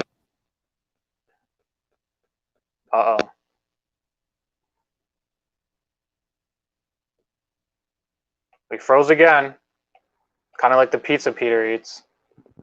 Exactly, Don't Nick tell him I Citro. said that. Okay. Yep. Let's see. Chuck E. Cheese just filed for bankruptcy. Exactly, Nick Citro. Rick says, no nonsense, Nick. That this applies to pizza as well. Talk sense into him. I cannot talk sense into Peter's food takes. It's just, it's not possible. I'm usually healthier, but all I've been talking about tonight is crappy fast food that's definitely going to clutter your arteries up with cholesterol. What do I know, right? Try New Haven Pizza, and he'll think it's not a bad spot for a vacation. It's that good. Okay. I'm hearing some of the football games getting canceled. I just want to see the Chiefs play against the Bucks. Super Bowl champions versus rising teams. Mahomes versus Brady. People just need to wear masks. Rick Hughes says, Peter, I live in Atlanta. I lived in Connecticut for a very brief time. The seafood and the pizza, there's nothing like it. I guess that's what he's saying. There's nothing. Yeah, there's also nothing like the taxes and everyone leaving because they can't pay for anything up here. So. Right, exactly. There's nothing like it down here. You can't get good iced tea or fried chicken up here. Exactly. I know pizza up here is better. Ever hear anyone say, got to get some of that Hungry Howie's on a cooking show? I did. It's the man. 1,000. I did. And Hungry Howie's, if you're listening, I love your pizza and I would love to have the Sports Web. There you go. Saying Hungry Howie's has the best pizza is like saying the best seafood is at Captain D's. Well, we got something down here called Long John Silver's. It's not bad. I mean, it's not freaking seafood. Red Lobster. Red Lobster, it's good. I'm not I'm weird. I'm a Floridian. I'm not a seafood fan. Like, I like some fish, but I'm not, the oysters kind of dude or all this lobster and all this other crap. I'm a simple guy. I like my steak and potatoes, okay? And if you have the potato, you got to have it. It's got to be mashed. It's got to have bacon and cheese in it. There you go. Cholesterol, once again. Cholesterol central, as my mom would say. Rick Hughes, that's what Peter is saying, not pizza. You even throw seafood in there. Florida has some awesome seafood. Go to Vermont in the winter. You will certainly see snow. I will do that. Nothing compared to the seafood I had in the Northeast. North Atlantic is much better. Let's see. 2014 Vikes at Bucks. Fun game. Is that the AP game? Frozen pizza. No, dude stays freezing up. Laugh my ass off. Hungry Howie's secret was Nathan Peterman. How dare Yikes. You bastards. He really was. Nathan is kin to Peter. That's not nice. Rick Hughes, I have not found anyone that makes a black and grouper like in Tampa. Oh, here we go. Here's the long text of the night, blocking both of our faces. Let's go out to Uncle B here. Peter H. Blake, you're a wonderful cousin. David Beatty, my older brother, great son, knows Ramon better than anyone that we've ever known.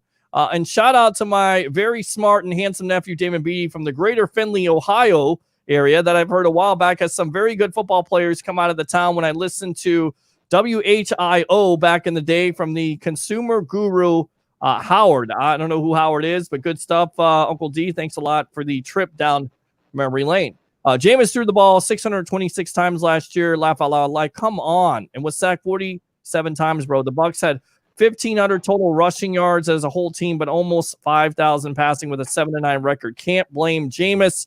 You can to a certain degree with the turnover situation. You can absolutely blame Jameis, and you can absolutely blame a lot of other factors. Let's see. Long John's is everywhere like Taco Bell. Do you guys like Taco Bell? I do. So Taco Bell's so good. It is. What do you like at Taco Bell? Oh, okay. I got to get chicken quesadilla, okay. Frito burrito. Frito burrito is $1.99, and it's a decent burrito. Right. What? Okay. You're agreeing with me. I saw your angry face there, and I couldn't hear you. I thought. No, that's my that's my hungry face right now. A Frito burrito used to be $1 at Taco Bell. That is a good. Oh, it's the best deal ever. And you get the taco with the quesadilla. You get the Baja Blast Mountain Dew, and you're set.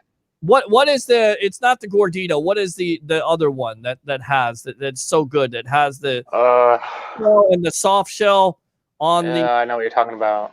Chalupa. I don't remember. That is the best of all time. I love the chalupa. But again, no vegetables. Don't ruin it. Okay, keep it simple, guys. Beef, cheese, sour cream. No lettuce, no tomato. No, you put onions. You put lettuce. No BS. That's it. That's it. You're done. No way. I'm agreeing with that at all. Keep it simple, guys. Captain D's love. Hello from Cancun, Mexico. All the Mexican Patriot fans are now Bucks. Okay, Jose. Thank you. Welcome to the ship. There you go. Cuban food. You get fantastic Cuban food in Tampa. That you do. Peter only eats sardines. Would you shut up? Rocket Sports and Entertainment. Oh, man. Where you been, bro? David says, I live in the Outer Banks of North Carolina. My parents own a seafood market, and I work there every day. I got fresh seafood anytime I want. Well, damn, that sounds amazing. Sounds awesome. Now, we know that the H in Peter H. Blake stands for Hungry or Howie's. I'm going to the hill for Hungry Howie's. I'm telling you right now, Hungry Howie's. If you want the best sponsor that you could ever have in your life, It is right here. Peter H. Blake with the Sports Web, the Evolution. Peter Hungry Howie Blake. Peter Hungry Howie's Blake. That doesn't really go well. Oh, he froze again. Yeah, I don't know what's going on with the internet tonight. Every time I try to cut a spot, it gets crazy. All right. Gianna's Pizza in St. Petersburg. Peter eats sardines. Somebody says sadness. That's not sadness. Sardines, no. There's a good reason it's the Sports Web and not the Food Web. Very true. Taco Bell gets a bad rap. Delicious that it is. Hey, Nick, the 7-layer burrito. That's gas all day long, but it's still good. Y'all think I'm nasty, but Taco Bell's loaded potato griller is fire. I've never had so many people talk about food right now. I'm getting hungry, but We've been talking about food for 45 minutes. Talking about food on a Friday night. Taco Bell is the Mexican version of Crystal or White. Oh, what's wrong with Crystal burgers? Never even heard of Crystal. White Castle I've never had. You live a sheltered life, my friend. We don't have that stuff up here. See, and you guys call yourself the best. You got your northern. Who are these you guys? What are you throwing me into this stereotypical crowd? Who hurt you, Peter Blake? Oh, dude, Johnny Dean. Oh, we got the best pizza. You're not even from the north. Shut up, Johnny. Who isn't from the north? Peter is looking like a pizza sugar daddy, a la Johnny Dean. You shut up. You're welcome, Peter H. Blake. Anytime, my friend. Favorite nephew. This is good stuff. This is Peter orders off the kids menu.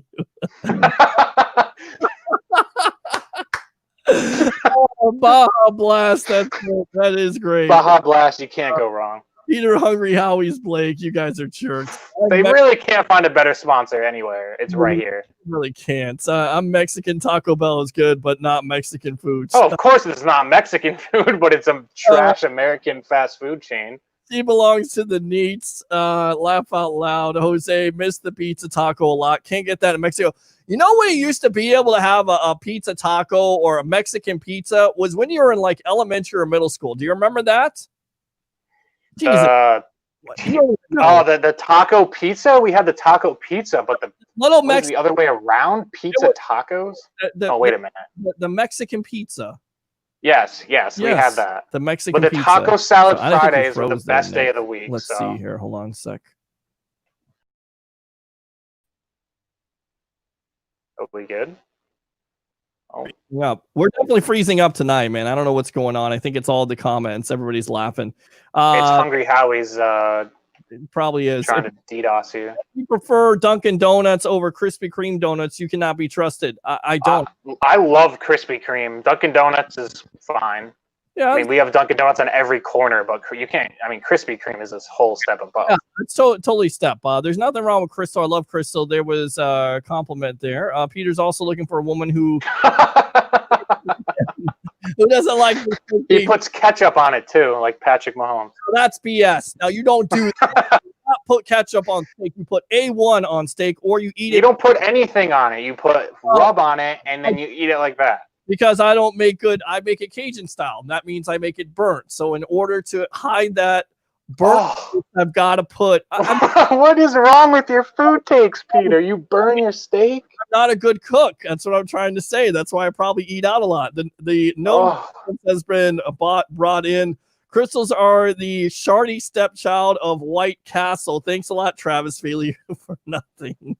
My not being from the north is telling you I am unbiased, Peter H. Blake. It's not a fact Hungry Howie sucks. It's that he goes and pizza. And Rick, I've never heard of this place before you, so I hate you guys. Dunkin' Donuts is better up north. Krispy Kreme is better in the south. Oh, Krispy Kreme is damn good up here too. 3 minutes until we get to 3 hours. I cannot believe that we spent. Let's talk about like donuts until 1 a.m. We might as well. We can talk about donuts at 1 a.m., but let's read some more comments. Rick is roasting Peter tonight. Rick, you better be careful here, buddy. I'm going to hang up on you next time, you jerk. Burning steak is a crime. That it is, but I'm not a good cook. A little perspective regarding Keyshawn Vaughn. I keep hearing all of a sudden he gets drafted by the Bucs, and now everyone likes him, perhaps, but not me. I have liked Vaughn for a couple years. I think he's saying the Bucs signing Tom Brady, then not being able to use him because of a global pandemic would be the most Bucs thing to ever happen. Don't say that. Don't say that. We don't talk about that. A1 on your steak, it wasn't cooked right. Facts. True. Says Rick. And I like the chocolate bear claws from 7-Eleven. I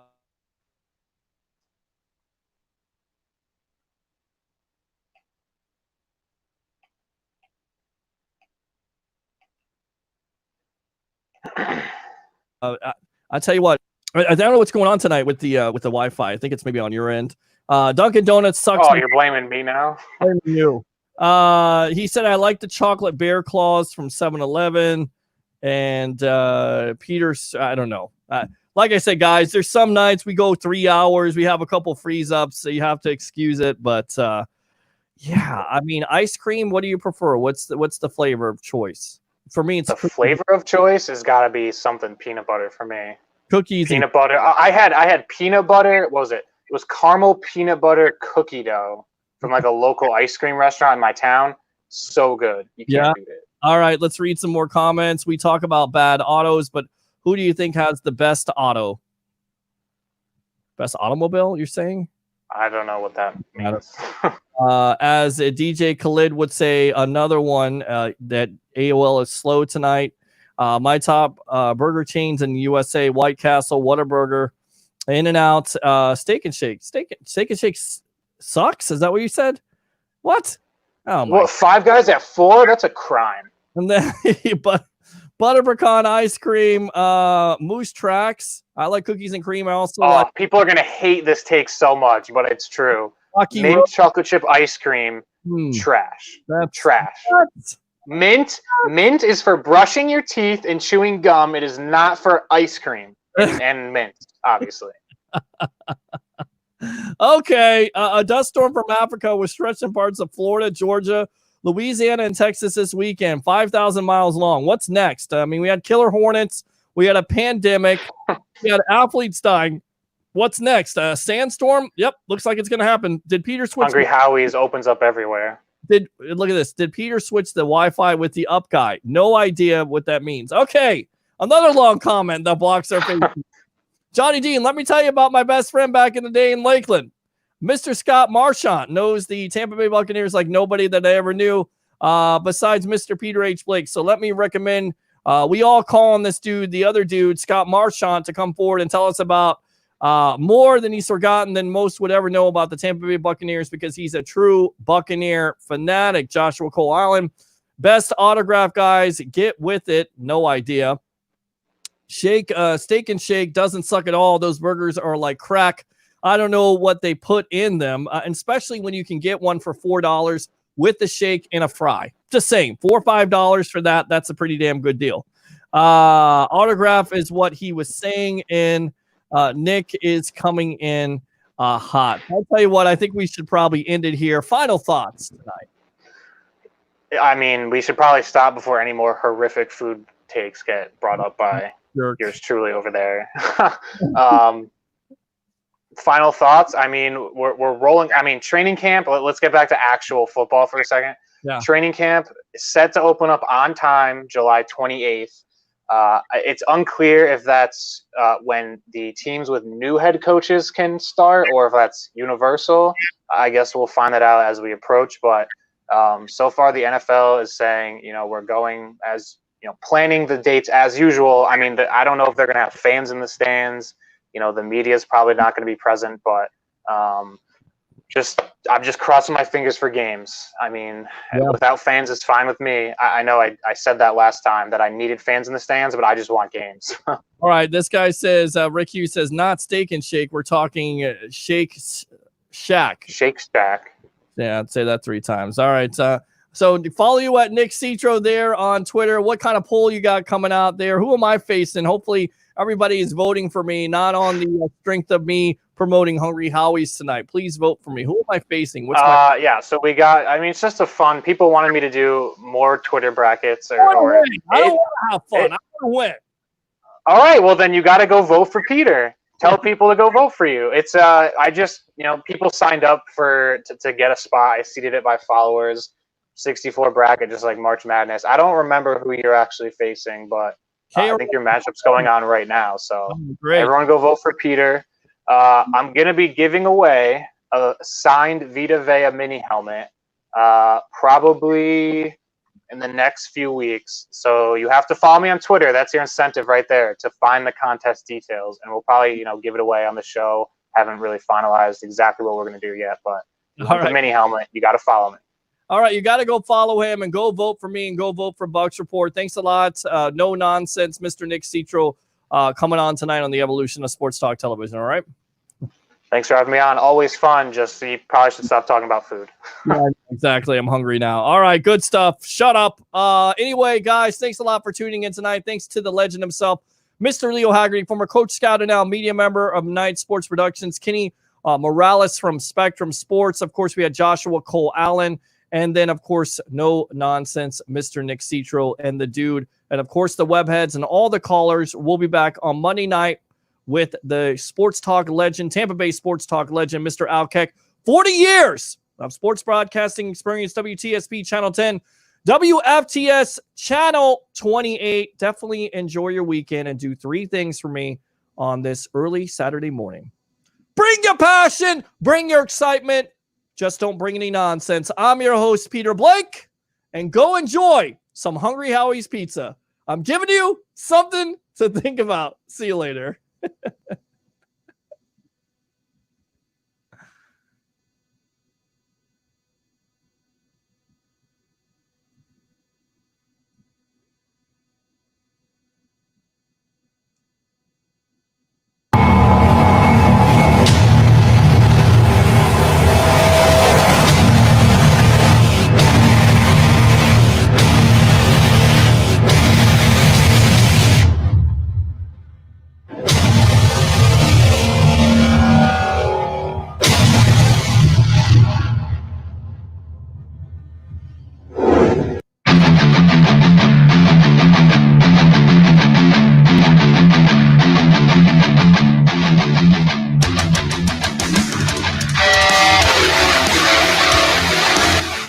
You're now in the Sports Web, a sports talk show for the hardcore fan. Bring your passion, bring your excitement, just don't bring any nonsense. At Life's a Beach Realty, we're all about life on the beach. Stunning Panama City Beach and one of the most beautiful properties on the Gulf Coast, shores of Panama. Radiant, elegant, and spectacular. Steps away from white sugar sand. Every room overlooks the turquoise of the Gulf of Mexico. Come in for your tour today. Life's a Beach Realty is your gateway to shores of Panama, the shores, and a whole lot more.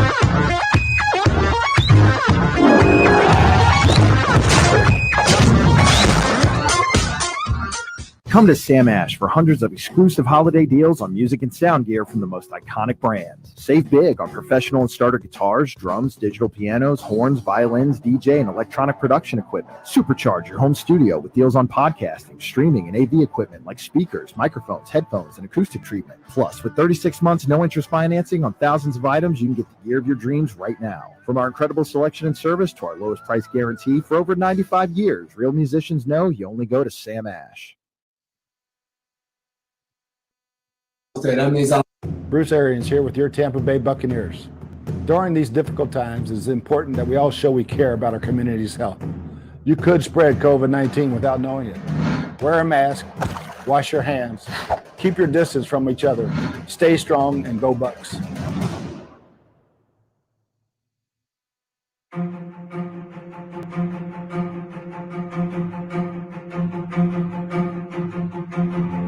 Realizing my potential has been what my career has been all about. Things that I've dreamed about have actually come true. The Patriots have won Super Bowl 36. Unbelievable. Things have happened in my life as I kind of hoped they would happen. It's been, just a complete evolution. You know, how I just kept kind of fighting and clawing to continue to power forward. You just keep putting one foot in front of the other, and you keep trying to make progress. So when I look at over 20 years, I look how far I've come. But there's not one step that I took where I realized, look how far I've come.